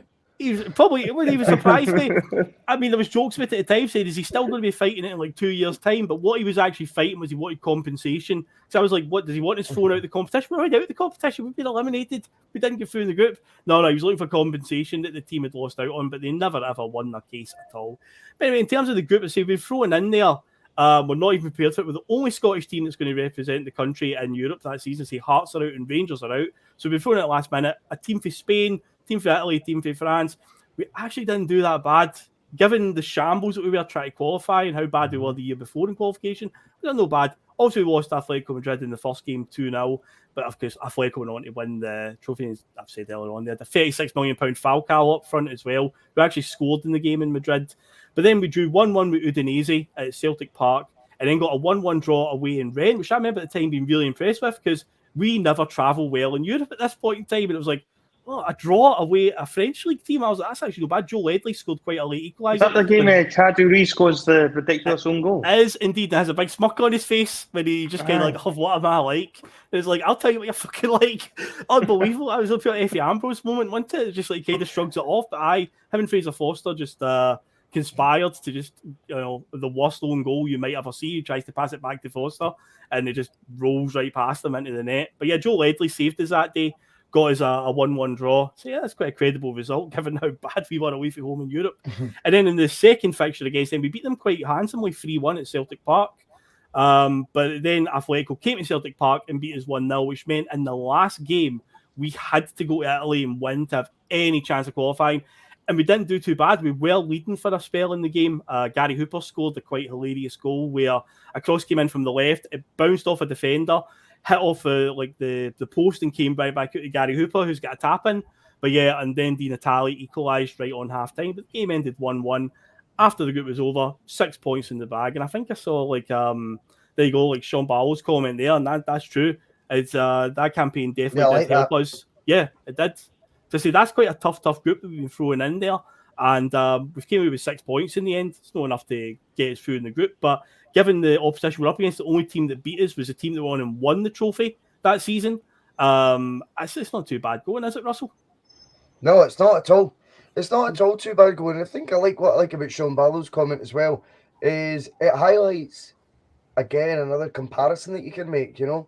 Was that competition, you know, like last year was that the sort of foundations getting built, the taste for European football, and then the following year, you start seeing that come together, the experiences that they've gained, they're adapting to, you know, the differences, and obviously domestic football to European football is stark when you're a Scottish team. I mean, it's a completely different style, and maybe that was the bedding in season for Angie's side. Maybe that was the bedding in period for Lennon's, you know, that one, obviously we're talking Lennon's then again season is obviously when we beat Barcelona and qualified for last 16. But this is actually because Lennon wasn't in Europe the season before, because it bowed out early, still the first 2 seasons in Europe. And I think, again, it's another interesting comparison you can make in terms of the squad's development, in terms of their progress, and obviously, you know, 2 seasons in Europe, second season, have you learned from your mistakes in the first one? Have you grown as a team? And I always think you know, the measuring stick of Celtic should always be Europe. How are you doing in Europe? Because over the years, there's going to be so many good Celtic sides that win a league title, and there's going to be some great sides that win a league title. It'll only be great Celtic sides that do well in Europe, not good sides that do well in Europe. Celtic sides won't do well in Europe. Great Celtic sides will, but good Celtic sides can win the league title some years. Good Celtic sides can win trophies in Scotland some years. But in Europe, the measuring stick, you know it's been a great squad, even if it was only for 1 or 2 seasons. Yep. But you know it's been a great squad when they've made that inroad in European competition. I think we saw just this week, and again, you don't take your chances at European level. You know what happens, because you know, Maida misses that chance right against, say, a Motherwell or a Dundee United. You know we're going to get more chances. You just kind of go, well, it's fine. Domestic game will be okay.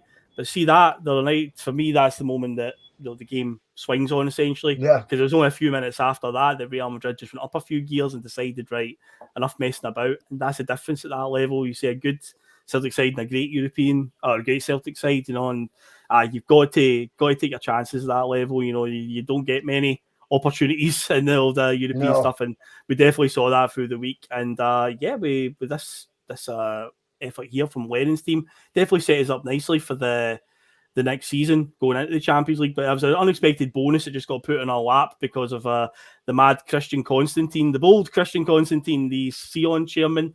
But interestingly enough, because we get thrown into this at the last minute, and this is one of these really freakish things that just cannot be explained in football.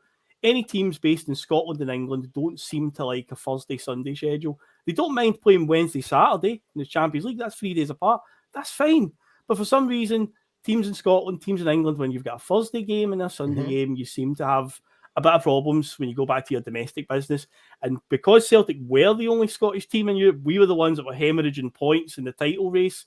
Because following European games in the early part of this season, we lost 1-0 to St Johnstone at home after the first leg of the Sion qualifier. We lost 4-2 to Rangers in the first Glasgow derby of the season at Ibrox. And that was 3 days after the Atletico Madrid game on match day 1. And we also lost 2-0 at Tynecastle 3 days after the first Udinese game on match day 2. So we'd already dropped 9 points after European games.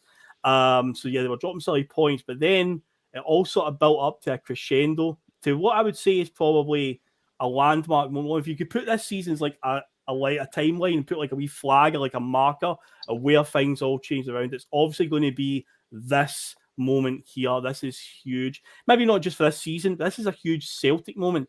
This is the match that single-handedly saved Neil Lennon's job because Kilmarnock 3, Celtic 3 at Rugby Park. So the 15th of October 2011, we're going into this game. We've got the early kickoff. It was a Saturday game, so it was like 12:30 kickoff. Rangers were going to be playing St Mirren at Ibrox later in the day. So you've got to expect at that point in time, Rangers will probably beat St Mirren because it's St Mirren at Ibrox. They'll definitely do them. So I say at this point in time, Rangers were on 28 points, Celtic were on 18, albeit we had one game in hand, but that's still quite a meaty gap already. And I say a result of it is because we're dropping silly points after European games. We've already dropped 9 points alone from three European ties alone. So we really can't afford to losing much more ground here. But yeah, we could not have got off to a worse start. Dean Shields puts Kilmarnock ahead after about 25 minutes. And then a 5-minute spell before half-time, Paul Heffernan and James Fowler make it 3-0. The worst one out of the three is where Charlie Mulgrew attempts to pass it back to Fraser Foster. Doesn't see James Fowler there on his blind side, just beating the run, passes it right into his path, and Fowler just chips it right over Foster. And even when I watched the goals back, Fowler can't believe it. He can't believe it was that easy, but they're 3-0 up at half-time. Now, to this day, have we actually found out exactly what was said? Because Lennon just says that they just had a chat and he just told them, look, you're embarrassing the club, you're embarrassing me. And they went out and they obviously sparked a comeback. But do we actually have any sort of like, is this one of these like with the Steven Gerrard and Rafa Benitez halftime in Istanbul where nobody actually knows exactly what was said? It was just one of these inspiring team talks. But obviously something happened in that dressing room at halftime because Neil Lennon was walking up that sideline and he has said in interviews he was going over his resignation in his head, walking up that sideline where he was like, I'm done. I can't survive this. If we lose by more, 3-0 was bad enough. But I mean, think about it. The guy he replaced, Tony Mowbray, was sacked on the back of losing 4-0 to St Mirren. This is a game on the level of that, but well, it's going that way, isn't it? I remember exactly what it was. I'd went into town with the missus at the time, pain in the fucking ass. But we went into town because I had to get changed for the pub. And there was a real hold up at the bank, and I was like, fuck, I'm missing the football. So I literally had it on my phone with like one earphone in, like, you know, like it was just, I think this was back, it was an iPhone 4S, only 16 gigabytes memory. Do you know what I mean? And I had like 1 year in, and like she's just waffling on a load of shite, she's a pain in the ass.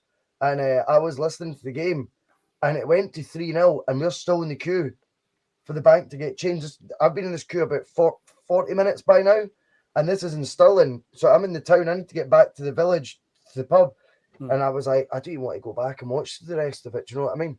Obviously, I've got to go back to do my shift, but I didn't even want to see the football. I felt sick. And we actually kind of, like, I was in no rush to go back to it. I remember getting McDonald's, jumping in the taxi, went back, sat at the McDonald's, the game on, and I was just sitting like this. And I felt, but because Lennon had been my favourite, you know, one of my favourite players, if not my favourite. I had his name and number on my shirt and all that when I was growing up. I just wanted it to work so much. And like we were saying at the top of this show, at the start of the season, there was such optimism because of how much we'd fallen in love with our squad. This young attacking team that were a bit spiky as well. And Lennon was a bit spiky. Lennon was wearing gloves in the middle of the summer. Do you know what I mean? He always had the shaved head, and he'd always have gloves on touchline, and it was just, I liked it. I liked the identity of us at this point, and I really didn't want him to lose his job. And I honestly cannot believe sitting in the pub, finishing off that McDonald's and going from utter despair to, holy fuck, I know we didn't win, but that felt like a win. That felt like, son, you know, even at the time, and it's easy to say this in hindsight, right? It fucking is easy to say. I probably wasn't thinking this. But I think anyway, the way my mind is working, I remember thinking, we're not out this yet. That was kind of how I felt. The odds are against us, Phil. And you're right. It was one hell of a meaty gap. You could say that Rangers had already built, but the character that took, the turnaround that took, you just thought, one thing I took from it, and particularly now it shows you on reflections, those boys were playing for the manager. Undoubtedly, they went out there guilt-ridden that second half, and they fought back for him. And by the way, we probably should have won it 4-3. We could have, because I was going to go to you, Liam, on this one. One of the things that surprised me, this is easy to forget, because everyone remembers the comeback, right? It was how late in the day it was, because a lot of people, when they hear the story, they think they must have went out just right in the second half, and it just clicked like that, and the comeback was on. We didn't score the first goal till the 73rd minute. Anthony Stokes, the free kick. Stokes then scores again just a couple of minutes later, and then Charlie Mulgrew gets equaliser. As Russell was saying there, you know, it felt like a win. See if that comeback had started a little earlier, we would have won that game because the momentum was with us big time. But that stunned me when I was looking at the times of the goals. I was like, fuck, it was really late in the day. It was very touch and go if we were going to come back then, but they pulled it off. But what a moment, mate. What a moment that was. Russell said, I wish you could have heard what he said in the change room. And you don't know. Maybe it wasn't. Maybe he didn't have to say a thing. It might have been a senior player, or it could have been the group of players. Or it could have been, that Neil Lennon ethos of, all right, strategy, tactics, out the window. You're Celtic. Go out there and do what Celtic do and win. We've heard that before. And then the other thing we've heard before as well, I'm not 100% agreed with Russell that he was going over his resignation notice in his mind, because that's not something that usually comes to Neil Lennon right away. As we well, No. yeah. No. He was like, I could have been one. No, of I think those when things that he said you're in the looking end. at it, it's quite crazy when you think of how badly they were doing in that first half and how poorly they'd started the season, when you consider the optimism coming into that season and how we all kind of felt that the club was riding the wave, and it all just kind of spiralled a little bit at the start of the following season. And I think Lennon's obviously had to pull them up at half time, and he's probably had to give one of the team talks of his career, I think, personally, to turn that around, just because of, I think so. I think he's had to pretty much put it all on the line and pretty much say, look, if you want me to be here on Monday morning, you're going to have to show me a lot more than this, because it's game over for me as it stands. I think Lennon was probably thinking of walking there. I think he probably knew, even if he didn't walk the board, they were going to give him his jotters if that had got any worse, God forbid, in the second half. And you did see the players, they really bought into the fact that they had to do something in that half to save his job more than anything else. And then, I think they get back to 3 each, and they are very unlucky not to go on and win that game. And you're looking at it and you're thinking, even at that moment in time, I think Rangers might drop points later on that day. I can't remember exactly, but yeah, I think they did.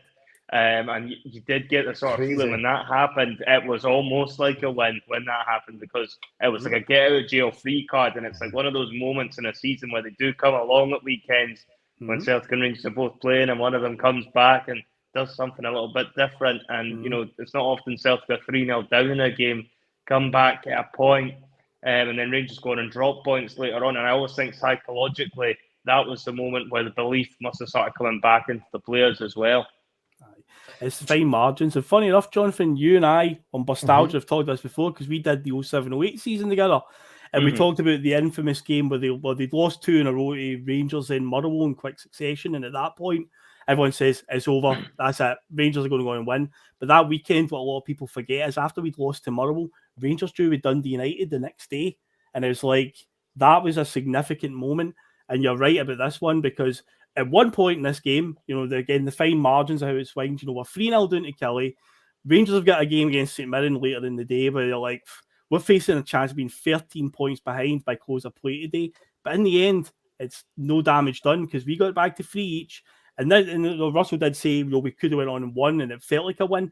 But the result at Ibrox late in the day, because Stephen Thompson, yes, that Stephen Thompson that hosts Sports Scene nowadays, scored a 95th minute equaliser for St Mirren to salvage a draw. So there was no damage done. So it was still a 10-point gap with a game in hand, but a huge pivotal moment in this season. And it's just one of these freakish things that comes along. I want to give you another example of my comparison with what Lennon was doing then and what Ange's doing now. Now, because I feel the period in between these two campaigns, Celtic became Stepping Stone FC. Even in fact, Lenny season 3 became the introduction of Stepping Stone FC. Celtic started, Virgil van Dijk, its first training session. Enjoy it while you're here, because you won't be here for long. I don't want to hear anyone saying that to one of our players. As funny as it is, you're going, fuck that. Do you know what I mean? Get signed players. And I think what Lennon had, this is where I'm getting the comparison here, is Lennon had a group of players there that had all bought in to the manager and to the club. And not one of those players was going, I'm angling for a move away here. They were all playing for Celtic, thinking it was the biggest move of their career because of the way Lennon had sold Celtic to them. And then they felt a guilt-ridden thing because of their emotional attachment to the manager. The same way, this Celtic team all play for Ange but all play for Celtic as well. None of them are looking at thinking, oh, I'm getting linked with Man United, I'll start batting my eyelids there. I don't see any of that from this Celtic team. Seems to have all been signed to be properly signed for Celtic, not to go, I think under the end of Lenny's tenure, as I say with that example with Van Dijk, Ronnie Dyler, I think, began like that and then just became a farce. Brendan Rodgers undeniably was Stepping Stone FC personified. And I think when Lennon came in second time round, he was bringing in players saying, we'll get you a move in a year or so or 2 years' time. Just come here and it gets you in the shop window. That fucking frustrates me. And I think it shows again the importance. Lenny gets that 3-3 draw because they're all pulling in the same direction the manager is. Celtic this season could go 3-0 down at half time. Very unlikely. But they could. And that you wouldn't write them off. You wouldn't write them off coming back and getting it 3-0. Why? Because they're all playing for the manager and they're all playing for Celtic. Aye, I agree with that. No, there's definitely good parallels there. And yeah, I'm the same. If we did go 3-0 down, you would still back us at the moment. Aye. We're just the relentless way that we attack. But yeah, after that game, say pivotal moment, there's no damage done. So we've kind of got out of jail there with that one. But now we find ourselves in a position where, and this is one of the things that gets forgotten because I had forgotten this as well. I instantly assumed that after the 3-3 game, that was it. We went on a mad winning run. But we actually didn't. There was more dropped points that I completely forgot about because after the Kelly game, we beat Aberdeen at home 2-1. We scraped a 2-1 victory there, a late goal with Charlie Mulgrew. But there was a 0-0 draw with Hibs at Celtic Park that I'd completely forgotten about. Obviously, it's a 0-0. It's not a very memorable one.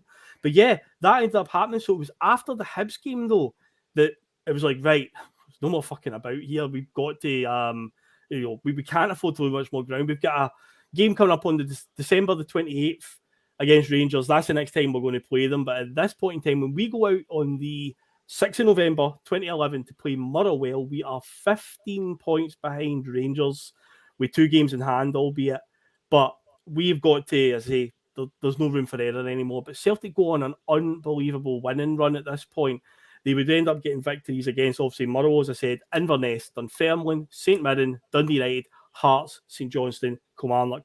As Russell says, a lot of the players are pulling together. One player in particular that I really want to show some appreciation to here, Anthony Stokes, was unbelievable at this point because Stokes and Lennon seem to have quite a rocky relationship. There was also that video at the Player of the Year Awards where he said something like, I think I've gave him more fines than anybody else. So there was something there because there was also that thing where in the first season, every time we went to play Rangers, Stokesy was always dropped, even though Hooper with Stokes and Commons behind him was such a lethal front three. Stokes always seemed to be the guy that missed out. So you always felt like there was something there between the two of them. But Anthony Stokes really stepped up in this period of October, November 2011 to keep Neil Lennon's job. So he scores a 2 at Kilmarnock. He scored 2 against Stade Rennes in that game that we beat them in the Europa League. He got 2 in the win up at Inverness. He was on fire at that point. It was just like he was a man possessed to keep Lenny as manager despite their clear differences. I think Stokes deserves a lot of praise because that was definitely the hottest he was at Celtic at that period in time because he was just, I say, man possessed, wasn't he, Russell? I mean, Stokes is one of those guys though as well. The sort of character I think Lennon's drawn to. I think Lennon feels like, do you know what? I see a wee bit of myself in that, and also I'll be able to fucking channel your best, your all the best bits about you. I'll be able to channel into being a footballer, and we're going to work at this because the talent that Stokes has got is fucking outrageous, right? Absolutely outrageous, and it is no surprise that for all Neil Lennon not being the best coach in the world, Tony Stokes played under some pretty good managers, you know. He played at he was at Arsenal, Celtic. He was at Sunderland under Roy Keane. I think he played a crucial role under Roy Keane. Not too far removed from Neil Lennon in terms of personality at times, and yet it seems to be the ones who put a rocket up Stokes' arse that get the reaction. I just feel right now, again, you talk about a manager doing that motivation, Liam.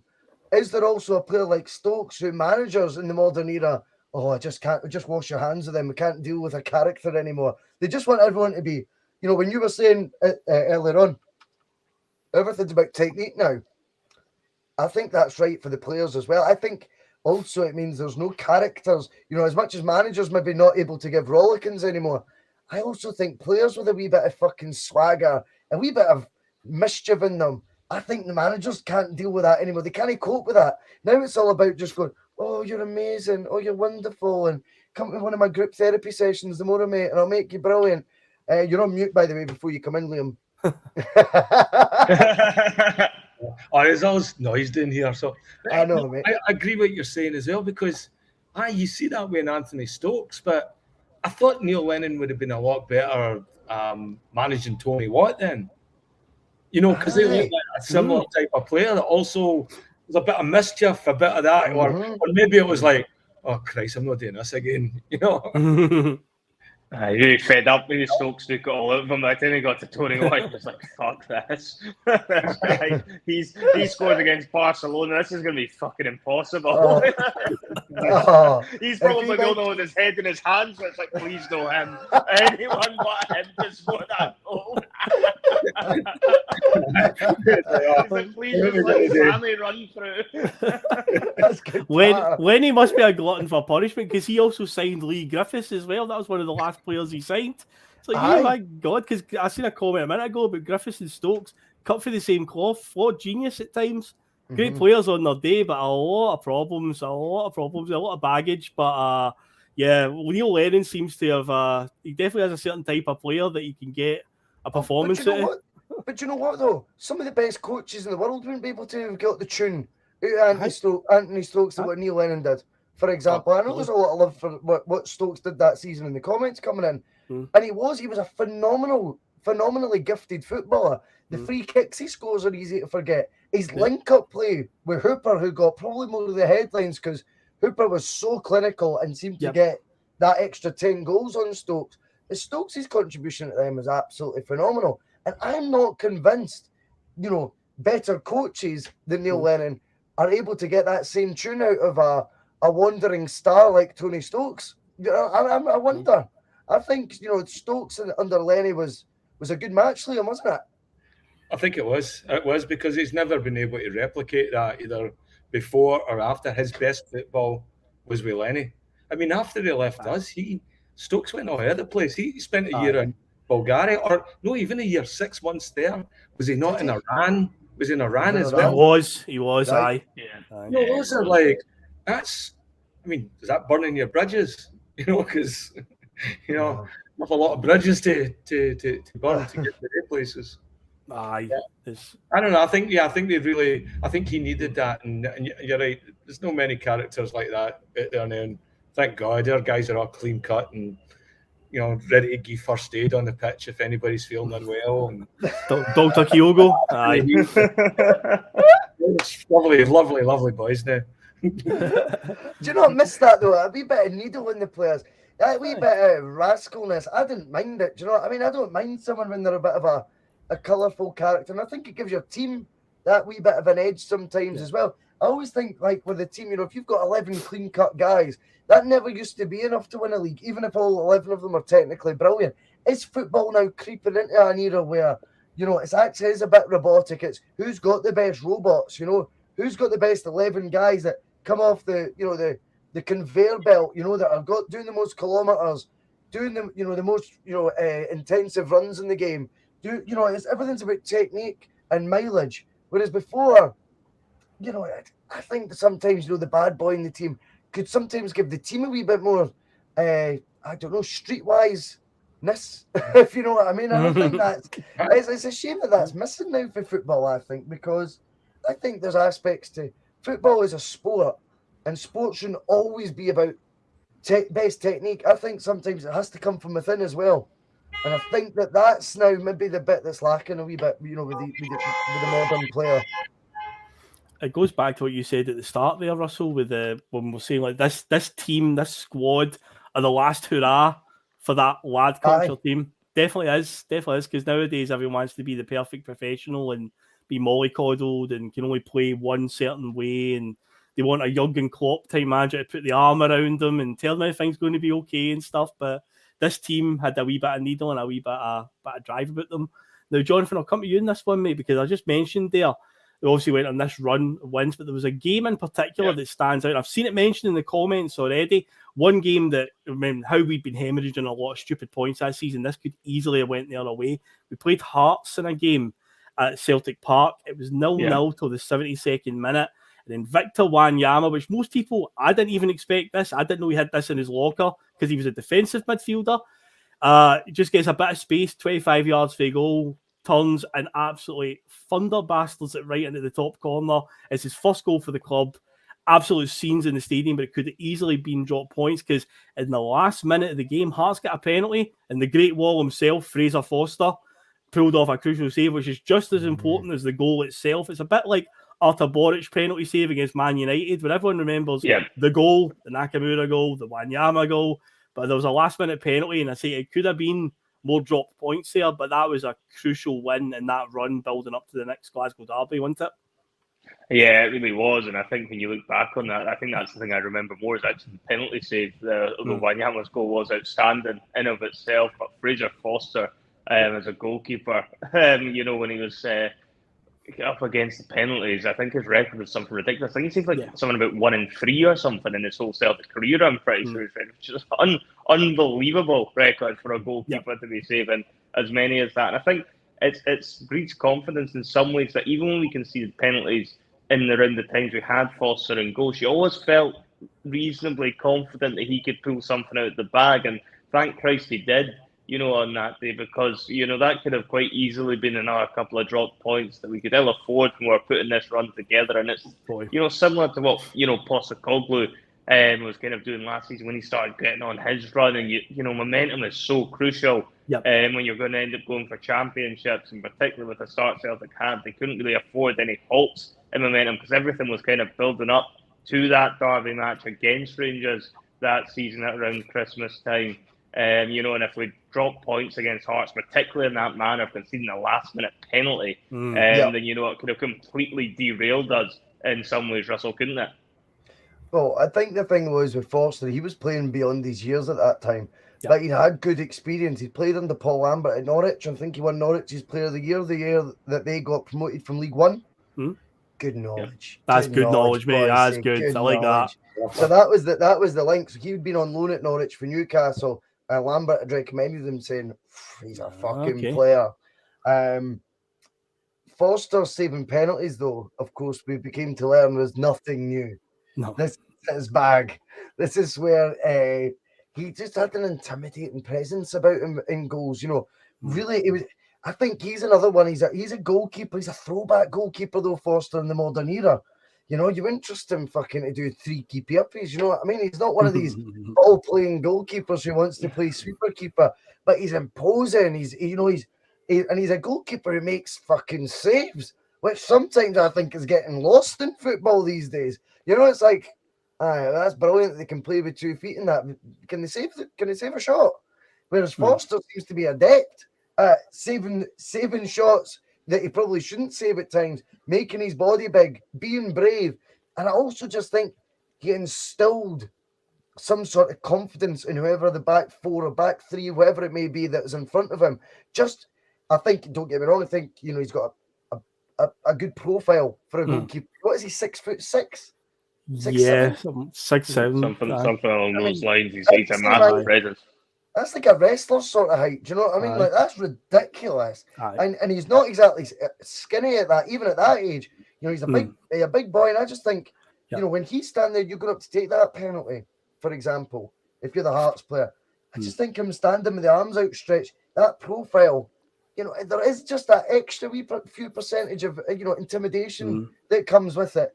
And then, of course, what you then add to that is reputation with it. Once you start saving a few penalties, and no one was ever surprised when Foster saved the penalty after that. If I remember, different season, but when he on his return season, remember in 2021, was it 2019? 2019.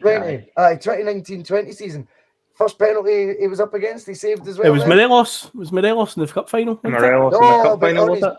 No, his first penalty though he faced as a Celtic goalkeeper, he saved at Celtic Park as well. Oh, okay. First penalty he was up against, it was in the league, but he saved his first. So he came back. It was like as many things change, they must stay the same and all that. But on his return to Celtic, the first penalty he faced all those years later, he saved that too. I just think that's so funny. That's very poetic, that one. I can't remember who it was against, Phil. I just remember the save for Morelos' penalty. That one will always remember. But what a goalkeeper. The Fraser Foster Cup final. I mean, it's not many goalkeepers have a cup final named after them for us, but he absolutely does, and that pretty much says it all about the big man. But he signed on loan again, and then signed permanently for 2 million, and then 2 years later we sell for 10 million. It's fucking, we did very well. So that would have been the first 2 years playing half his wages, which were probably pretty moderate on the, in terms of he was Newcastle's third choice keeper. He'd been loaned out before, and we're only paying probably a percentage of those wages for the first 2 years we've got him, and he's our first team regular. You then buy him for a cut fee of £2 million. He probably comes up on more wages than he was getting paid at Newcastle, but in real terms, again, a modest wage for your number one goalkeeper. And then you sell him 2 years after another 2 years good service for 5 times the amount. Fraser Foster, the whole time that he's spent at Celtic has been shrewd money spent and big moments. He's a good goalkeeper. He'll go down, I think, as one of the better ones that we've had, certainly in recent times. Well, I think there was a lot of talk as well with him, wasn't it? The fact they didn't get him back for the 10-in-a-row season as to part of the reason things go tits up, and it's very easy to see why that's part of the reason that things don't quite work out in Lennon's final season without having somebody like him in goals, and he's just an outstanding keeper. I'm sure there's a Bustalgia on the post about that one day, Jonathan. Once Phil's definitely man enough to go re-enter that dark season, I'm sure we'll do it. Bloody hell! Yeah, I'll be behind the couch watching that one. Jeez. I did say on the Celtic Years series I will visit seasons when we didn't do so well, so it will be done at some point. But I'll put that one further down the line. Let's keep it all positive now. But of course, we're on this amazing run at this point in time, right? So we're doing everything that we can right now. But for obviously to help us, we need the other teams to start doing us some favours and taking some points off Rangers. And as it would turn out, it began happening because incredibly, and we've seen this before with Rangers over the years, they don't, even though they talk about they welcome the chase, they don't really like the chase because they seem to start crumbling when you put a bit of pressure on them. So in the time that we've won all these games, Rangers end up dropping points to, they have a 0-0 draw with St Johnstone at Ibrox. They lose 1-0 at Rugby Park. And they end up having, on Boxing Day, a 2-1 loss in Paisley to St Mirren. A certain Aaron Moy scored a goal that day. Unbelievable. He's not one of your favourite players, Russell. Aaron Moy. Rings a bell, him. I think he might be one of your favourites. I don't understand how he scored passing backwards. I don't understand how the ball's out in the net. Well, funny enough, when we signed him, and everything was obviously, people were saying this and that, and there was obviously the people who were so happy about it. I seen somebody somewhere on Twitter post that goal and say, this is what we're getting. And it's like, that goal was in 2011, mate. What are you talking about? That was years ago. But yeah, people were using this goal, and it's a good goal. Good goal, no doubt about it. And I remember when he was on loan at St Mirren at the time, he did look a bit of a player because he was part of the City group. Like, he was the Man City Academy player, wasn't he? He went on loan. Funny he did look a player, but it's there's a link as well when you think about it. He's got that in his past, I know.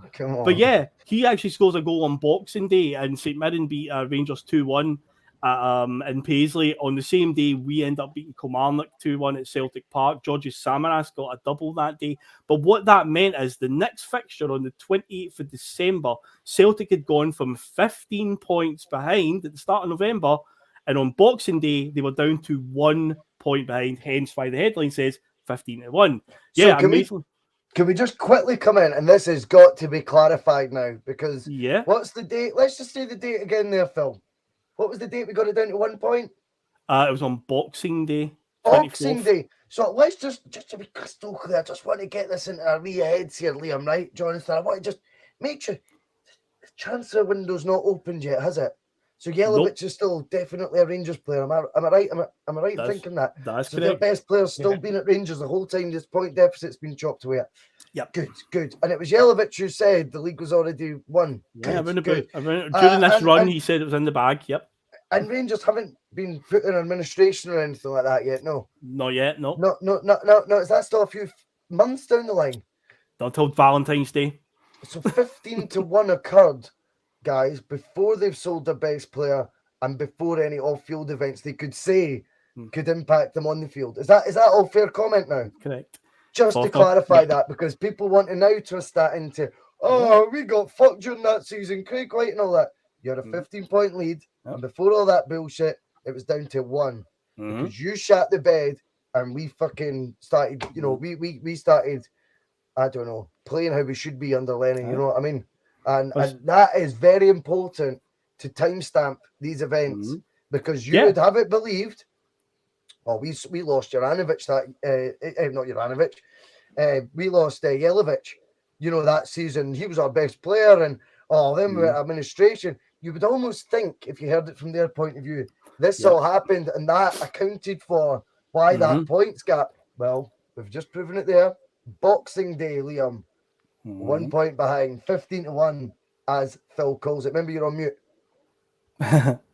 No, it's like Ange's season last year, isn't it? Similarities to how we just chipped away them, and then by the time we get Boxing Day, right, like we're that F1 car, and we're just coming up, and we're starting to see some space in that last lap and that last curve, and they're leaving the door open, and we just jumped right in at that point.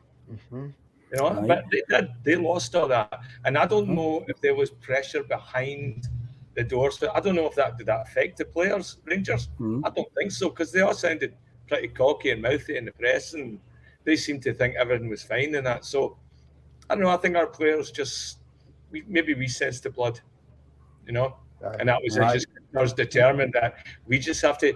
You're right. They don't like being chased. We just have to keep pressure on them. It's quite a remarkable gap, because as I said earlier on the 6th of November 2011, when we kick off against Motherwell, a game we win 2-1, we are 15 points behind on that day. When we kicked off, we were 15 points, 6th of November, and on Boxing Day 2011, we were 1 point behind them. That's a really quick turnaround, though, isn't it? When you look at it like that, I mean, I don't know if we've ever turned around, or Celtic or Rangers for that matter, have ever turned around a deficit as fast as that. That'd be an interesting one to know. But I would think that must be up there with one of the quickest turnarounds in the history of Scottish football, really, because there can't be many times teams find themselves in that position and even turn it around throughout the course of a 38-game season, let alone turn it around in what was that, about 8 or 9 weeks, really, you're talking there. 6th of November, 24th of December, Yeah, it's extraordinary to turn it around that quickly. And what date's the 6th of November? You're saying it's your birthday? And Celtic's. Oh, because the 125th anniversary was against Barcelona on that day, wasn't it? So it was. 6th of November is my birthday, and Celtic, that would have been my 24th birthday. Fuck, that was good times, man. Wow. But so it's funny that run, though, you're talking about, again, we talk about Celtic being this big storybook, a fairy tale, whatever. There again, the springboard of the biggest, or the fastest ever, I should say, points turnaround, maybe in our history. And it all springboards from our birthday year. Funny, stuff like that. Our birthday date, I should say. Well, the stage is now set, because I say the next game is against Rangers. We now have a chance to go top of the league, which I say, if you'd asked any fan a couple of months before that, they'd be like, no chance. But not, here we are. We're going to be playing them at Celtic Park. It's a nighttime game. It wasn't a rearranged game. When the fixture list came out, start of the season, this game was penciled in for 7:45. I think at least one of the fixtures every year should be a night game, even if it's an Ibrox game as well, because the Glasgow Derby under the lights, it's an intense atmosphere the night I said. But yeah, now this game is remembered for a few things. But now, I think this part has been recycled a couple of times when we get some gale force wind in Glasgow. But Hurricane Ball Bag, this might have been the original Hurricane Ball Bag, was sweeping through Glasgow, gale force winds, and people think, oh God, is the game going to go ahead tonight? Of course, it did in the end, but there was concerns about, any structural damage. Obviously, you've got the big scoreboards that hang over fans at Celtic Park, anything for them. But no, that was all fine. This is also the game that the channel Vice recorded a documentary about the Celtic Rangers rivalry. It's around this game. If you've not watched it on YouTube, strongly recommend it. That's a brilliant documentary. Yeah, brilliant. Every time this fixture rolls around, you'll always see Celtic fans posting a certain screen grabs on it. I'm not going to say what's said in the subtitles, but if you've seen it, if you know, you know. It's definitely worth watching. Some of the colourful language in it. It's definitely an interesting watch. But yeah, that is this game. This is the one. So we're going in. So we end up winning the game 1-0. See, Celtic's got all the momentum going in. Joe Ledley scores the winner early in the second half. It's a corner from Charlie McGrew. In fact, before that, James Forrest has a great effort at goal. Alan McGregor pulls off a brilliant save. McGrew takes the corner. I think Wanyama's quite smart in the way that he sort of gets the attention of the Rangers defenders, because Joe Ledley's able to sneak in there at the back post, get the header, and in the end we end up holding on to get the victory. But there's a couple of unsavoury moments that the game's remembered for. This is a game that Beram Kyle copped that really bad challenge off Lee McCulloch, which Kyle was never the same after that. It just felt like his tenaciousness was gone. He obviously went off injured with it as well.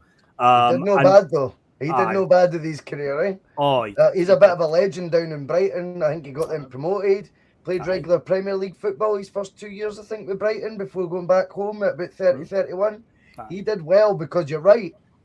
He was, what was it? I used to call him the little tiger, didn't I? You know what I mean? You're like the little tiger in the middle. I fucking loved everything about Kyle. For the first time I seen him play, I went, that's my type of player. You know, for anything he lacked in the finesse, maybe of, you know, one of the better midfielders, he brought just fucking bollocks and heart. And I thought he would play with no shin pads if he could. And he would go through a brick wall. Again, I think a lot of that is in his nature. And again, I think a lot of that is playing for the club, playing for the manager. But Kyle was, I used to just think he was someone who really epitomizes what you're looking for in that tackling midfielder role. Not the ball playing midfielder. He's the one that you want doing the other work. And he brought a hell of a lot of, he was quite zippy about the park as well. He was quite pacey, he nipped about, he was busy. But 50-50s, he was just in there like a ton of bricks. Not the biggest profile in the world. But I admired Kyle a lot, and you're right. It was a shame that you know, fucking naughty as fuck challenge. Just call it what it is. A bit like Lundstrom the other day, very naughty. You knew what he was doing going in there. Very much shades of Lundstrom with McCulloch. McCulloch's kind of almost what the Lundstrom model is now based on, which just goes to say an awful lot about that club in particular. Really, but I don't think Kyle was ever scared of Lee McCulloch. Come on now, I think he was always ready for a scrap, even if he does come off worse off in this occasion. Definitely. And the other horror challenge as well. I like that. Just quickly, sorry, Phil, to distract you. I like that though.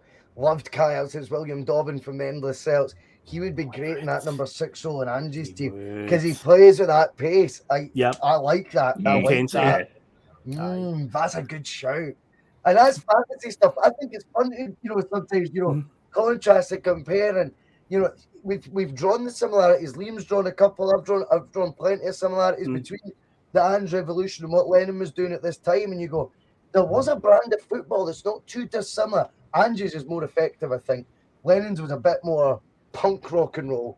Ange's was more slick rock and roll. You know what I mean? It's like, but very much so. I think Kyle in there, Stephen Murdoch's called him the original chaos. He is a bit like that, wasn't he? He would collide with people. He would just be. He plays from the soul. I love players like that. But Kyle and the Ange team, that's a nice wee thought. I like that, William. I do. Very much a team fun. Now, here's something that we brought up recently again, talk about the ethos of the two clubs, of how like their greatest ever player, they say it's John Gregg, who was a defender that just like to kick people, going with a hard challenge essentially. Late in this game, and this gets celebrated. I remember at the time that they celebrated this, even though they lost the game. David Healy, who was a fucking flop for them, chops down James Forrest. Absolutely ludicrous challenge. Doesn't get sent off for it. It's a dangerous regular challenge. We're trying to break on the counter quite late in the game. James Forrest away from him, and he just goes right through the back of him. I can remember all the Rangers fans at the game actually like properly cheering it. I seen them on Twitter at the time. They nicknamed David Healy the Lumberjack because he chops down a Forest, as essentially it. And it's like, you're celebrating a guy recklessly challenging somebody, and it's like, we're celebrating guys scoring goals and skillful players and stuff, and that's your ethos. You're celebrating this. Do you not think there's a wee hidden thing there, though, Phil? That's a bit white flag material for me.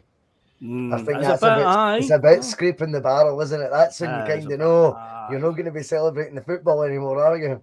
The pennies dropped, so it's now take the small wins, which are dodgy tackles. I think that's kind of a subliminal message that you're getting there, Phil, that you have won the fucking title. I think so, anyway.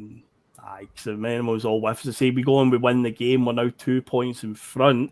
Rangers would then have another couple of drop points a few weeks later, drawn with Aberdeen at home, which meant that Celtic had now completed a 19-point swing, going from 15 behind to in early January. They were now 4 points in front. Celtic won 17 games on the bounce and didn't drop points again until March, when they would draw with Aberdeen. But something big, very, very big, was just around the corner as we went into February. Yes, indeed, everybody. You read that headline there, you know what's coming. So, yeah, we go into February 2012. This is a landmark moment in the timeline of Scottish football. But the strange thing is, the people who write about our games seem to have, like, amnesia, where you can go on Google, you can find all the images, you can find all the articles and the newspapers, this and that, saying, you know, history being wiped out and whatnot. But now, for some reason, we're being told that we're crazy. In 2012, didn't actually happen. It's like the Mandela effect, where it's like, no, that didn't happen in 2012. It did. But yeah, February 2012 is where it all, basically, the shit hits the fan. Can I just say something though, Phil? Mm-hmm. It's not about the media, you know, the media are fucking fannies, right? Mm-hmm. It's more like, well, not being funny, mate, but why were you crying outside the ground? Why were you emotional? Very emotional. Very, yeah, sad. It's really sad. You know, and why were you talking about history all done? And what, you know, why is Walter Smith saying, you know, we wish the new Rangers club? Like, I look more at those, like their side of it, going, see if everything is all hunky dory and you're the same thing.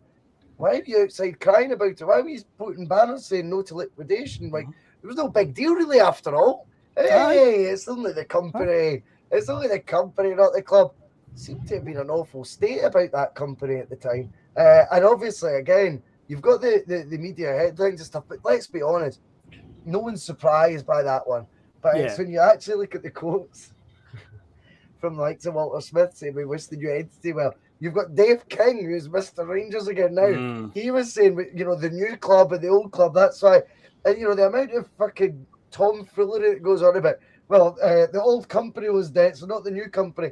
At one point, like, I'm fast forwarding a bit, but like the new entity, like, was in the leagues, and did they not have a, like then Rangers were in the top league having a vote on whether they should stay in it. They were the only team to vote them to stay in it. And then the Rangers were in the bottom league at the same time. It was like, how can there be two folks there? I mean, what the fuck? They're getting two votes for the same club, apparently, if you believe their argument. I mean, Bob says there's 55. Like, I would love to know, Bob, but you got it when you got liquidated, were you kind of going, oh, it's fine, it turns out there's this big technicality that's coming down the shit pipe and no one knows about it yet. I don't think that's the case. And the scenes proved that at the time. Everyone's crying like babies. What are you crying for if everything was all fine and everything's the same? I don't get it. The media, fuck them. They'll do it. I mean, they change their spots, you know, any day that, you know, any way the wind shoots the breeze, that doesn't bother them. But I find it very, very interesting how the same people crying outside the ground and panicking and hating Craig White. What do you hate him for? He fucking saved you £90 million of debt if you're the same club. Realistically, Craig White should be their hero, because if everything's the same, he ensured that you didn't need to pay back all those debts and kept you as the same club. So what's the hatred for him for?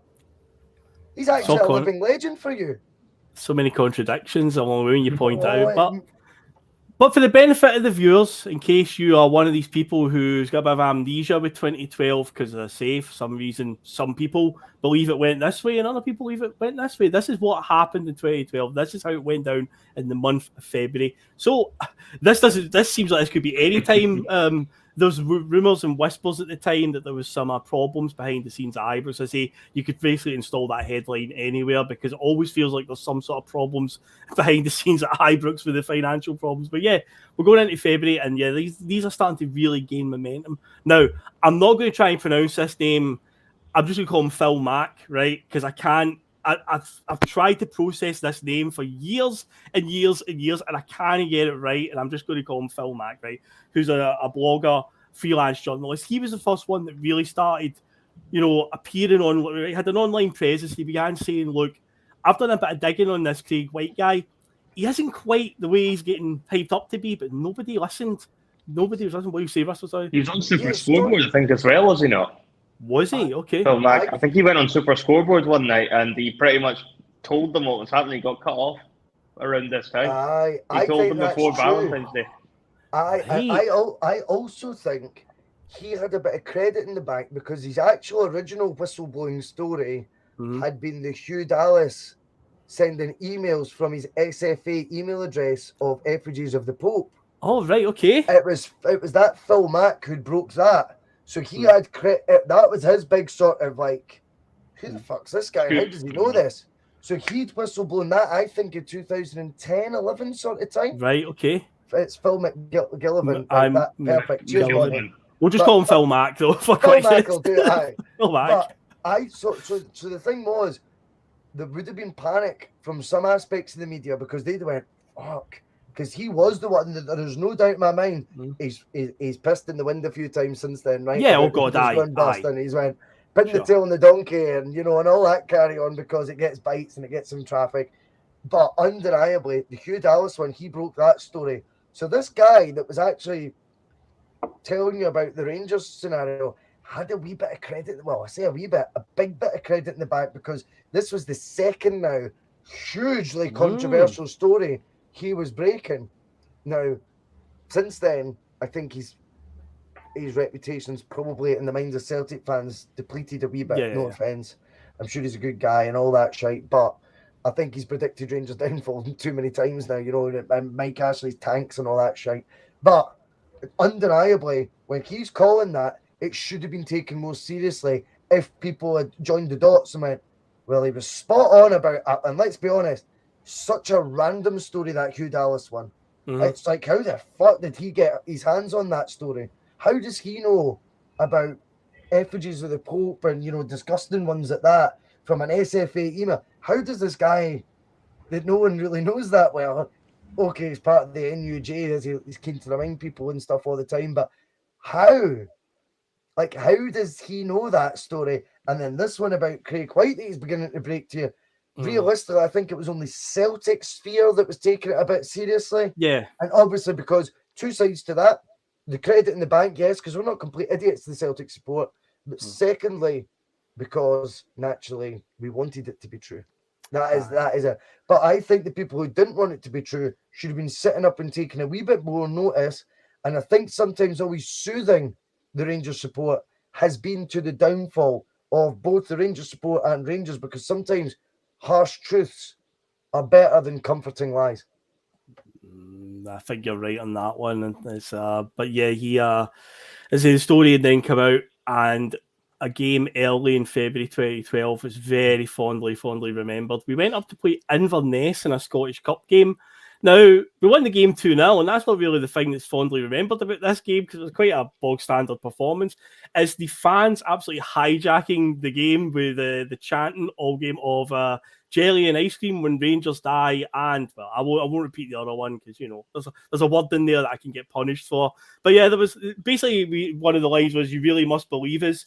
And they didn't believe us, because, we kept hammering that message home all game on, say, that was the 4th of February, that, yeah, they're going bust. This is coming down the road. And on the 14th of February, it came to fruition on Valentine's Day. Yeah, it wasn't a happy Valentine's Day for Rangers that day. But Valentine's Day massacre, Phil. It was a Valentine's Day massacre. It really was. They better give a wee bit of kudos as well. Rangers tax case. Twitter, this is when Twitter came to the fore as well. Right, okay. Rangers tax case. They probably did break the story. Maybe Phil got a bit more credit. Rangers tax case. They've still got their Twitter account. They post randomly every now and then. And it's always quite smarmy and quite, if you're in that mood, do you know what I mean? I don't want it every day in my life because I've moved on. But, if you ever want to, if they put up the odd post every now and then just reminding you of what happened and then maybe a wee reminder of what could happen, you go, that's still funny. Rangers tax case do deserve the kudos.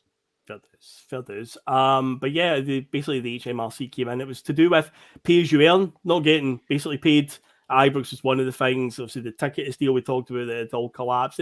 All just a perfect storm. But yeah, you'll never ever forget the images that night of Craig White mumbling a pre-written statement which he had on a piece of paper outside on the step outside Ibrox, just sort of mumbling away while the angry bears that had gathered were shouting all sorts of abuse at him. He quickly scurried through it and ran back inside before he got lynched.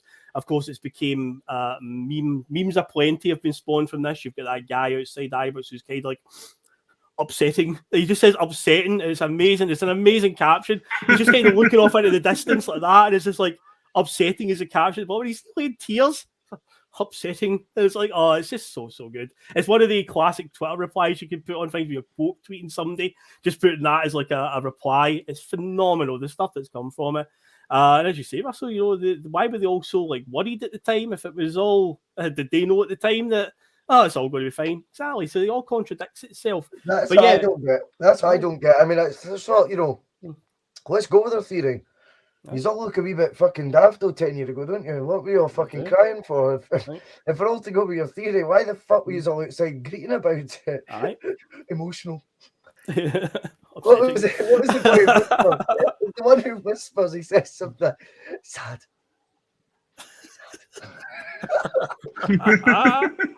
Liam, where were you? Because this is like the GFK, one of the GFK moments you're talking about. Like, where were you? Do you remember what happened? I can remember where I was. I was in work, and one of my mates who worked on the other side of the floor came over, and I was like doing my work. I was just kind of looked. I could see him, and he was kind of like, "Come here." I went over and spoke to him, right? And like, I was like, "What is it?" That's it official now, man. 10-point deduction for them. So I can actually remember everything. You like called me over to tell me about it. But Liam, where were you, mate, when you found out the news, the GFK moment, essentially, that they'd been put in administration at a 10-point deduction? Emotional. Upsetting. You're on mute, Liam. Right, Vancouver, Valentines Day. I also got married on Valentine's Day, so that's my anniversary as well. Right. So we were getting the two for one on the same night, and I remember just like bouncing about that night. And that's the thing here, especially in Vancouver. I was just hoping there was somebody you could run into and just like, yeah, you wee bastard! I told you it was going to happen, you know. But, just had a bunch of surprise Canadians going right now. That would be terrifying. Wife's looking at me and she's like, "You must really love me." I go, "I know." I'm so happy right now.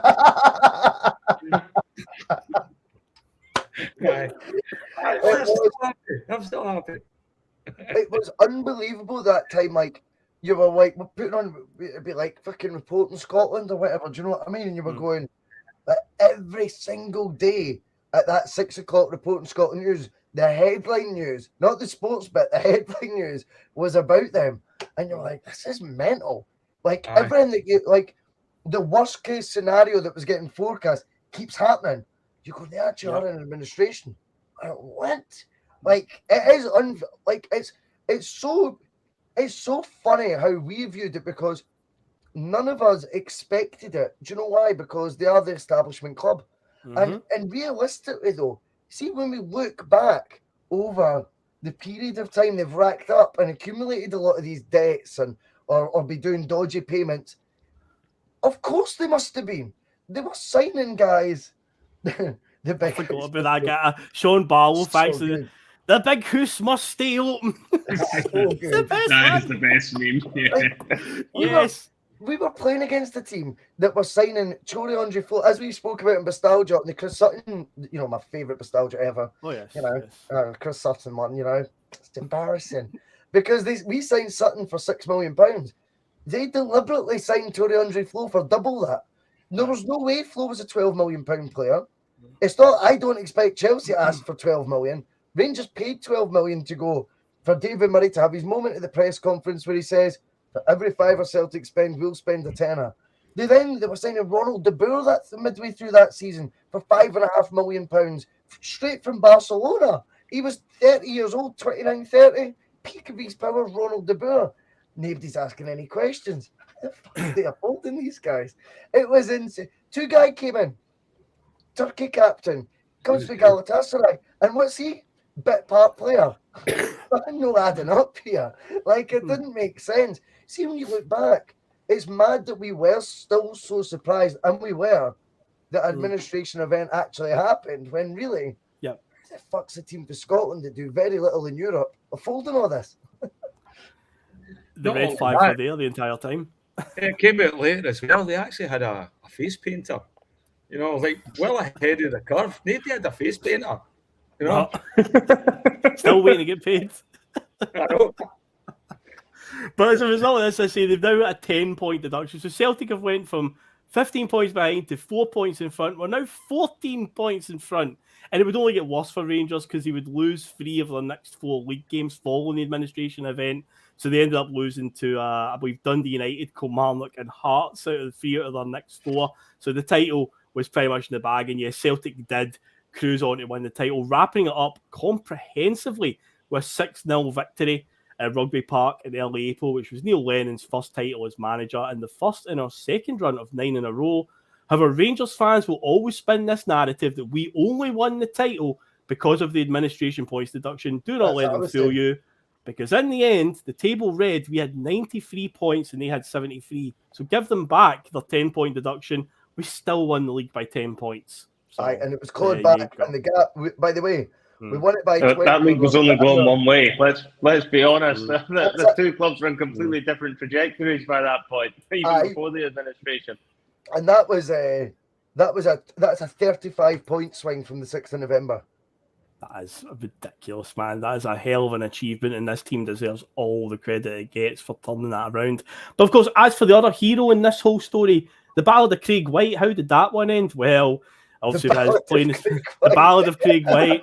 You know, he disappeared off into the distance before he got lynched. But don't worry, folks. Another charlatan is waiting in the wings to pick up the ashes of what was left after Rangers administration liquidation event. A guy in the name of Charles Green. But that is another story for another time, because he brought his own unique of a banter to the Rangers banter years. But as I say, we'll no doubt cross that path at some point. I'm looking forward. Even the best writer, Phil, couldn't write that though. That Green and White would be the ones that see the downfall of Rangers. Oh no, it's poetry, absolute poetry. But I'm looking forward to discussing that interview he did in his sickbed with Jim White by his side. That was peak banter years. That Charles Green and Jim White, even there. There you go, Green and White again. Jesus, man. I've got to be thinking, like, if you're a Rangers fan, like, if you're a wee bit para, you'd be going, wait the new, we are being trolled here. You know, like, we already called ourselves the Rangers. Now it's our actual name.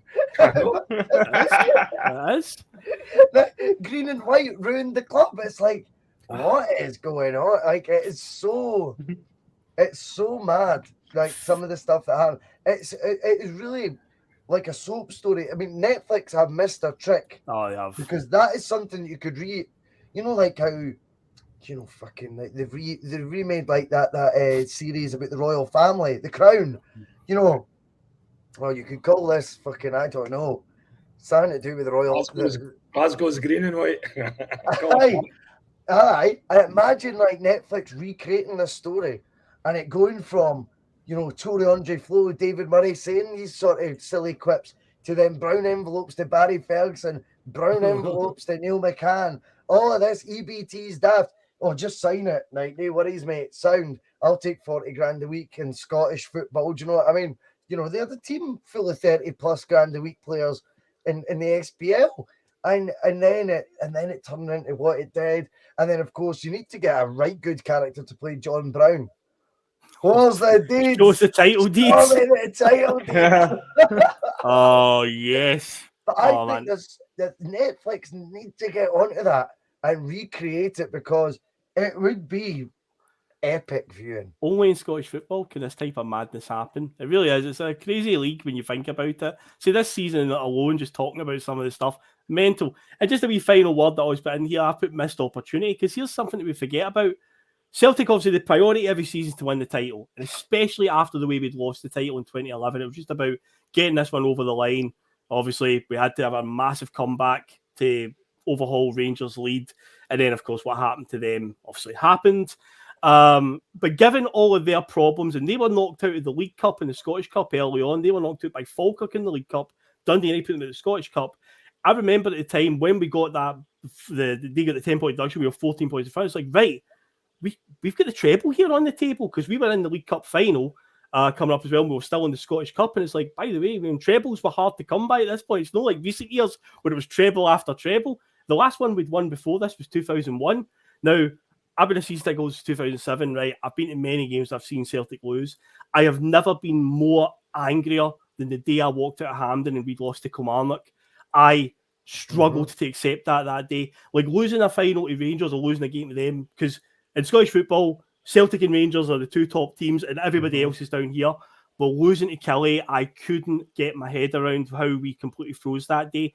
After the massive comeback, the tenacity we'd shown to claw that lead back, to then go against Killie and absolutely freeze on the day. Inexplicable. A guy named, I'm going to try and pronounce this right, it was a Belgian striker. Was it Van, is like Turnhout or something like that? Dieter Van Turnhout, I've got it written here. He only played for Killie for 6 months. 6 months, and one of the goals that he scored, the 2 goals that he actually notched up for Killie, was the goal in the final. And I remember it well because they broke for a counter and Kelvin Wilson completely loses his marker at the back post. And even when the boy heads it in, Wilson doesn't even look that bothered. He just kind of like, just nonchalant. And in the last minute, Anthony Stokes weaves his way through and he's got a chance and all he's got to do is shoot. And he goes down. Now, it looked at the time like he's trying to win a penalty because Victor Wanyama squares up to him at the end when the full-time whistle went. I don't know if it was shown on TV, but Wanyama was furious with him. So it was like, all you had to do was put it in the net.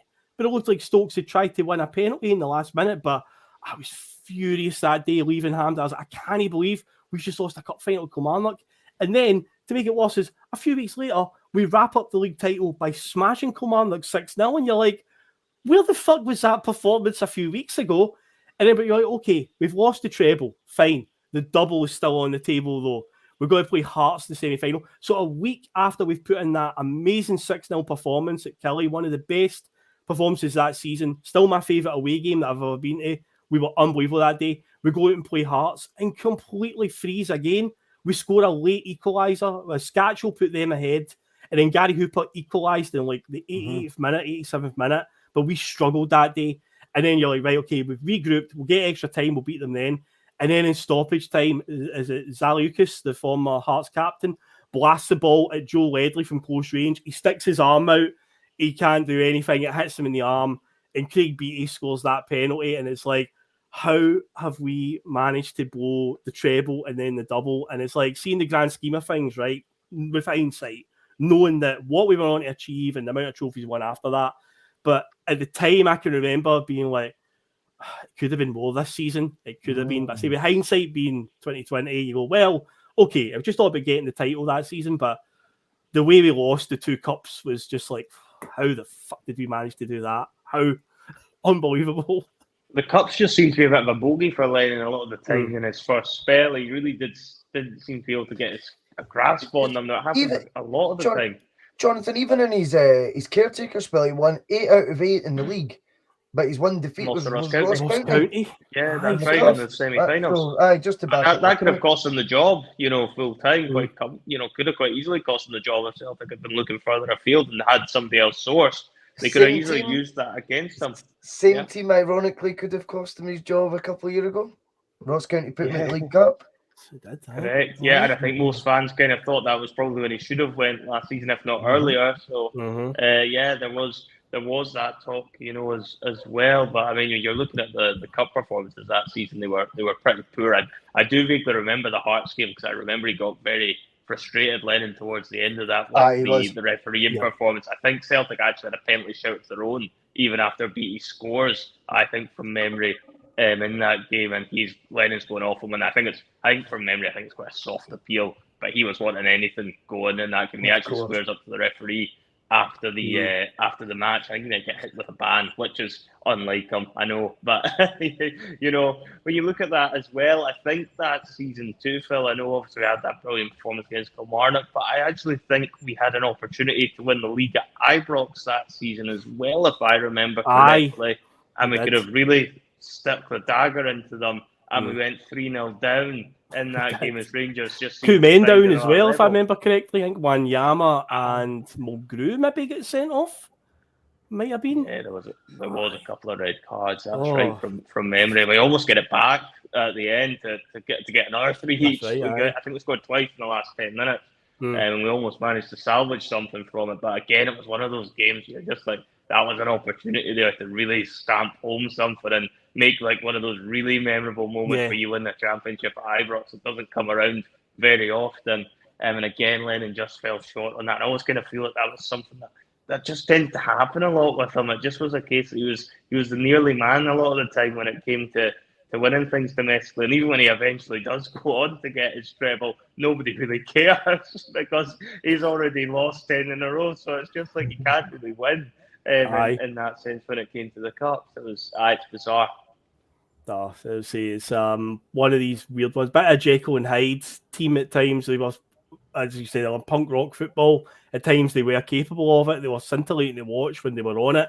But yeah, just some mad moments when we froze, especially a week before we've wrapped up the title in style, and to just absolutely freeze against Hearts that day. Just nothing was working that day. So we took us at the 88th minute to equalise, and then we couldn't even take it to extra time. We gave away a penalty really sloppily in stoppage time, and it's like, oh my God. Luckily, though, Lennon would get a double the next season and obviously had a good go at it in the Champions League. So he would get a season where he would win more than one trophy, well, the league and another cup. But yeah, his final season in charge of that run, it was again just the league, and we had a very underwhelming cup campaign, losing to Aberdeen at home and Greenock Morton at home. So yeah, the cups were definitely not Neil Lennon's thing. You definitely just had a bit of a Hampden hoodoo. I mean, there are many times I walked away from Hampden during that era where I was just gutted, just like, I can't believe I'm making the long walk again up Aikenhead Road, just like, we've blown it again, man, at Hampden. It's Brendan Rodgers that, of course, ended up changing that with just winning constantly there. Sorry, Brown Warrior, I know you're in the comments, you don't like it when we mention Brendan, but he did have an immaculate record at Hampden after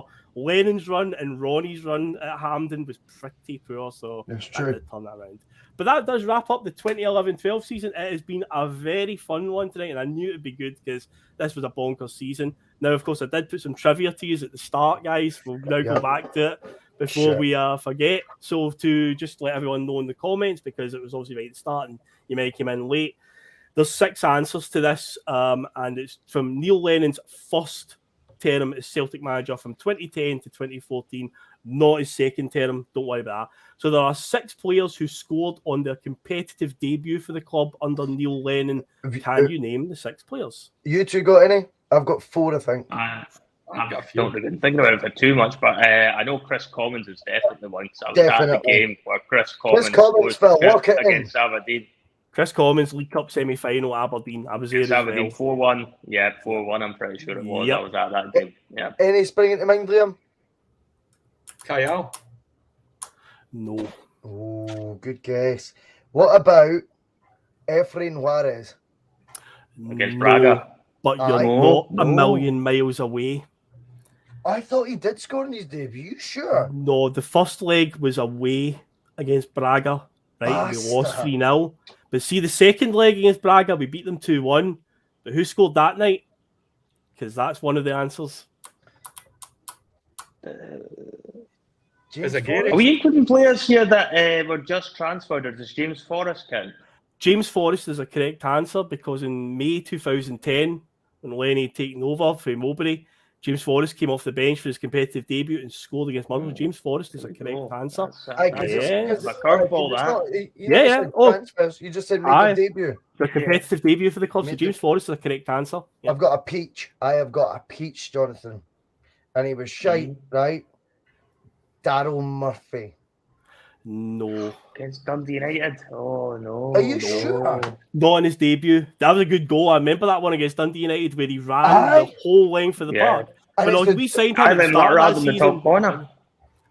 Put him in the top corner. But no, he did score in his competitive debut for the club. He played a few games during that season. That was maybe his first goal for the club. Maybe. But no, it's not his competitive debut. I'm annoyed at that. I thought that was so nice. Okay, go back to the Braga fixture again, Russell. Gary Hooper is correct, because see, in the second game, Juarez scored in the second leg against Braga. So did Hooper, but that was Hooper's debut that night. Juarez had played in the away leg against Braga. Exactly. So it's on his competitive debuts. So Hooper is a correct answer. Forrest, Commons, and Hooper. You've got them. Stokes.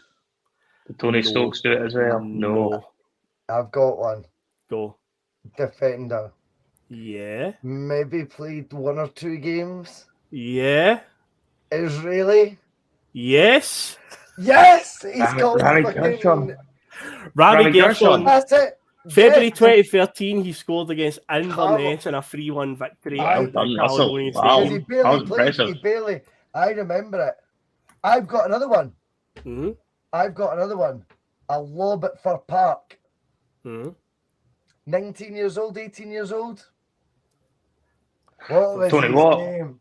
Did No. Tony Watt not do it as well? Oh, Under Tony Lennon. Watt might have Tony scored Watt. his No, debut as well. he was against Motherwell. He would have scored. Tony Watt. That's what I must thought you have were going to say, because Tony Watt is correct. I said at the start, I went, one of them is from That this was at season. Fir Park And see the when he goal scored the 2 montage that I goals. sent you, or the goals. Tony Watt came Aye. off the bench and scored 2 against Motherwell in his competitive debut. Everyone remembers the Barca goal, and some people think that was his first ever appearance, which would be some No, I story if remember it Motherwell. was. I remember watching No, that. it was Motherwell the season before he made his I've debut. got. So Tony Watt's not an answer. Tony Watt is It an was. answer. Yes, Yes. he is. Aye. But I've got. Is there not another team who scores There a must have lob? been more. You're thinking of the Bosnian guy, aren't you? Yes. It's not him. Who He was had another game before that. He'd played another game before Oh, that. had At some he? point. Okay, Aye. okay. I know what you're okay. thinking about, though. He's a champ manager, football manager, legend at the time, but I can't remember his name. But it's like Antajic or something like that, isn't it? It's like his name. Aye. He looked like he was gonna do something, and then he just fell away. Aye. So we've got Commons, So you get Forrest. Forrest, Hooper, Commons, Watt, and Gershon. There's one We've more got one in left. Lennon's time. Fuck, Any guys. more ideas, Liam? Well, Bangura.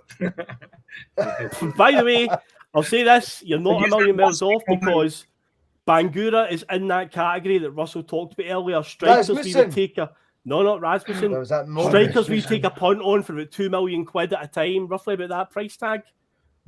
Or who was that striker we had? Lasad. Sad. No, Lasad was a free transfer. Miku. Not Miku. He was He was alone. alone. Oh fuck. This guy would go on and actually have a pretty good career. A top goal scorer in England. What? Yeah. What? Not very good for Yeah, us, man. clearly, by the sounds of it. In what league? The Championship. In the Championship, he's played the Premier League quite a lot in the last few seasons. Oh, Timo Pukki. Timo Pukki. Pukki, of course. Scored in his debut Timo against Pukki. Hearts in Oh. September 2013. Yes. So your answers were James That Forrest was a for his great goal against question, Motherwell in Phil. May 2010. Gary Hooper against Braga, August 2010. Chris Commons via Aberdeen, January 2011. Tony Watt against Motherwell, April 2012. Rami Gershon, well done, Russell, on that one. Inverness, February Thank you, 2013. And Timo Pukki versus Hearts in September of 2013 are the 6. That was a Competitive great game question. goals. Do you know that? That was a great Very good. question. Because a If lot we of wanted- them if we are If that we question. wanted to include his second term as manager, Albion Ajeti, I think is the only answer that would be Right. because he scored. I think that'd be the only one. I'd never bothered looking because I try and ignore that second spell as manager. I really do. But yeah, that was your 6 answers. So yeah, that wraps up the 2011-12 season on Bustalgia. So Brilliant, mate. Russell, obviously, with games getting cancelled this weekend, what's on the agenda for the bus this weekend, mate? Well, it's interesting because obviously I actually took a half day for tomorrow. And I'd actually made a conscious decision this week. I was going to do the first fan cam live because I finish at 2:00, which means obviously getting to the game's impossible, all that shite. But I was like, I've not done a fan cam yet this season. I'll just watch the game and get the interaction with the bus passengers who aren't at the game either. It's always good fun. And we've not done one this season. But now we've not even got a game to do that or a post-match push for. We will go live. I think we should still do a PPMP. Okay. I think we do a postponed post-match push. I think we go for a PPMP tomorrow. Just to keep, I think right now, everyone's fucking morbid. Everyone's despairing. Yeah. Even going to Clyde 1 to listen to Super Scoreboard and instead it's fucking Emily Sands singing. Adele fucking on repeat. Well, wait for this. It's like Wait Adele's for this. greatest hits. Jonathan, wait for this. Last night they were playing Adele, Read All About It. I thought, who the fuck picks that, you know? Read all about it. It's like, I heard Rihanna Diamond on It's today as well. cynical. I was just Ah. I found the So- whole playlist a little bit questionable, to be honest. so I Liam, think. He asked this, mate, this Right, question go on. just came up, sorry. Red Scott says, mate, what's actually going on the other side of that blind? It does look like ghosts or something like that over your shoulder. It's a shadow it's of a like tree. plants or something, isn't it? Giant tree. I'm 5 players up. It's giant trees. So you can't Giant see it. trees. trees, Aye. aye. It does Aye. look like ghosts or something. That's going to look like hands, though. But you know what? Hands Just tight something flipping with up your it. Appreciate it. DJ. Clapping hands. But we'll do some PPMP. We'll do some PPMP tomorrow, and we'll kid on there being a game. We'll moan about the fixture arrangements. We'll moan about football being the ones to lose out. But what we will do is keep the spirits up, because taking the football away is a big deal for a lot of people, as always. And by the way, guess what? Every other fucking sport under the sun in the UK goes ahead tomorrow. So I don't think this is about respect or anything. Yet again, it's football getting made an example of.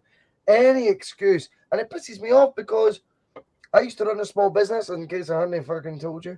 But I think about the expense of getting an extra stock if you had a busy day coming. Now, you think of these, I think of Stirling Albion, for example. I think of the hospitality tickets that are sold. So their catering company has to have this food prepped by now. It's prepped. It's ready to go, a lot of it. Where does it all go now? What's the fucking waste? And it's not good enough to tell me, oh, well, they'll get the game though further down the line. That doesn't account for the fact there'll be no wages this week, and there'll be a hell of a lot of waste, a hell of a lot of expense on stock that doesn't get repaid during the cost of living crisis. Why? Because we're all going to pump millions of pounds into a huge funeral in the next week or so. We're going to be losing money left, right, and centre from the biggest sport in the country, whilst the provincial sports that don't generate all that much revenue, don't keep as many jobs going. Think of all the 0-hour contract security guards. Think of how many folk that do that on a 0-hour contract. They're getting no wage this week, struggling to pay the lecky bills right now. Now they've got to do it again. Fucking insane. What that football's the one that's punished, and yet the more provincial sports that'll have far smaller crowds generate far less revenue for the economy. All go ahead, and yet. And Russell, you're all expected to work as well, so everyone's having to do their own jobs and get on with it, but then football seems to be an exception to the rule. So it's not as if, the whole country's locked down. It seems to be picking and choosing what does and what doesn't, which I just find very strange. What's respectful about cancelling the football as well? That's what I don't get. I don't understand how it's a mark of respect to cancel football. What mark of respect is that? It doesn't make sense. If any marks of respect I've ever seen football do, I've always been poignant ones. I'll give you a brilliant example before we go. Stilian Petrov, when he came up to Celtic, the mark of respect that we should know because he died, but because he was obviously suffering from cancer, he was on the road to recovery, and there wasn't a dry eye in the house. I was there when we were all saying, "You'll never walk alone." Remember that? And he walked around the pitch, he could barely keep it together. That's poignant moments that football do is respect. Guess what? They need to be in the ground to show it. Not all the stadiums shut. It's all the bollocks. But the bus doesn't stop. We will open the bus tomorrow. We will pick you all up, and it will be loud. It will be noisy, and it will be PPMP. Sounds good to me. Of course, we've still got a game against Shakhtar to look forward to, which by all accounts seems to still be happening. We'll stretch it out. We'll stretch it. We'll do a preview for that Monday. That'll definitely be on, Phil. I don't think you've got to worry about that one being postponed. Put it that way. Too many people have booked their flights. That'll definitely be on. Well, Jonathan, I think as well, Shakhtar would have a pretty good case to say. Yeah. You're cancelling it for what? Sorry? Like, you're playing in Poland? I know.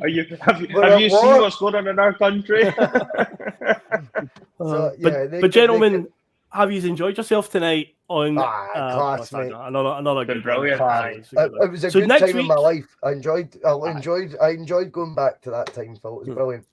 I'll just remind everybody, next week's Bustalgia is a big one. It is the 97-98 season, stopping the 10. Fim Janssen, Henrik Larsson, Bratback, all of these type of names we'll be talking about next week. So that's on the agenda. But yeah, thanks to my panel for joining me tonight. It's been fantastic. Thanks to everyone in the comments. Great stuff been put in there tonight. And yeah, we shall be back at some point over the weekend. Tomorrow we shall be checking them again. So make sure you hop on the bus when it comes along. But yeah, that's it. Thanks everybody for watching. Cheers, and we'll catch you later. Cheers, Phil. Nice one, mate. Yeah, thanks, Phil. Some of his comments about me deliberately trying to cause controversy. Well, I work in the media now, and you've got someone sitting there next to you who's an embarrassment to the media profession. He's an apologist. He's a charlatan.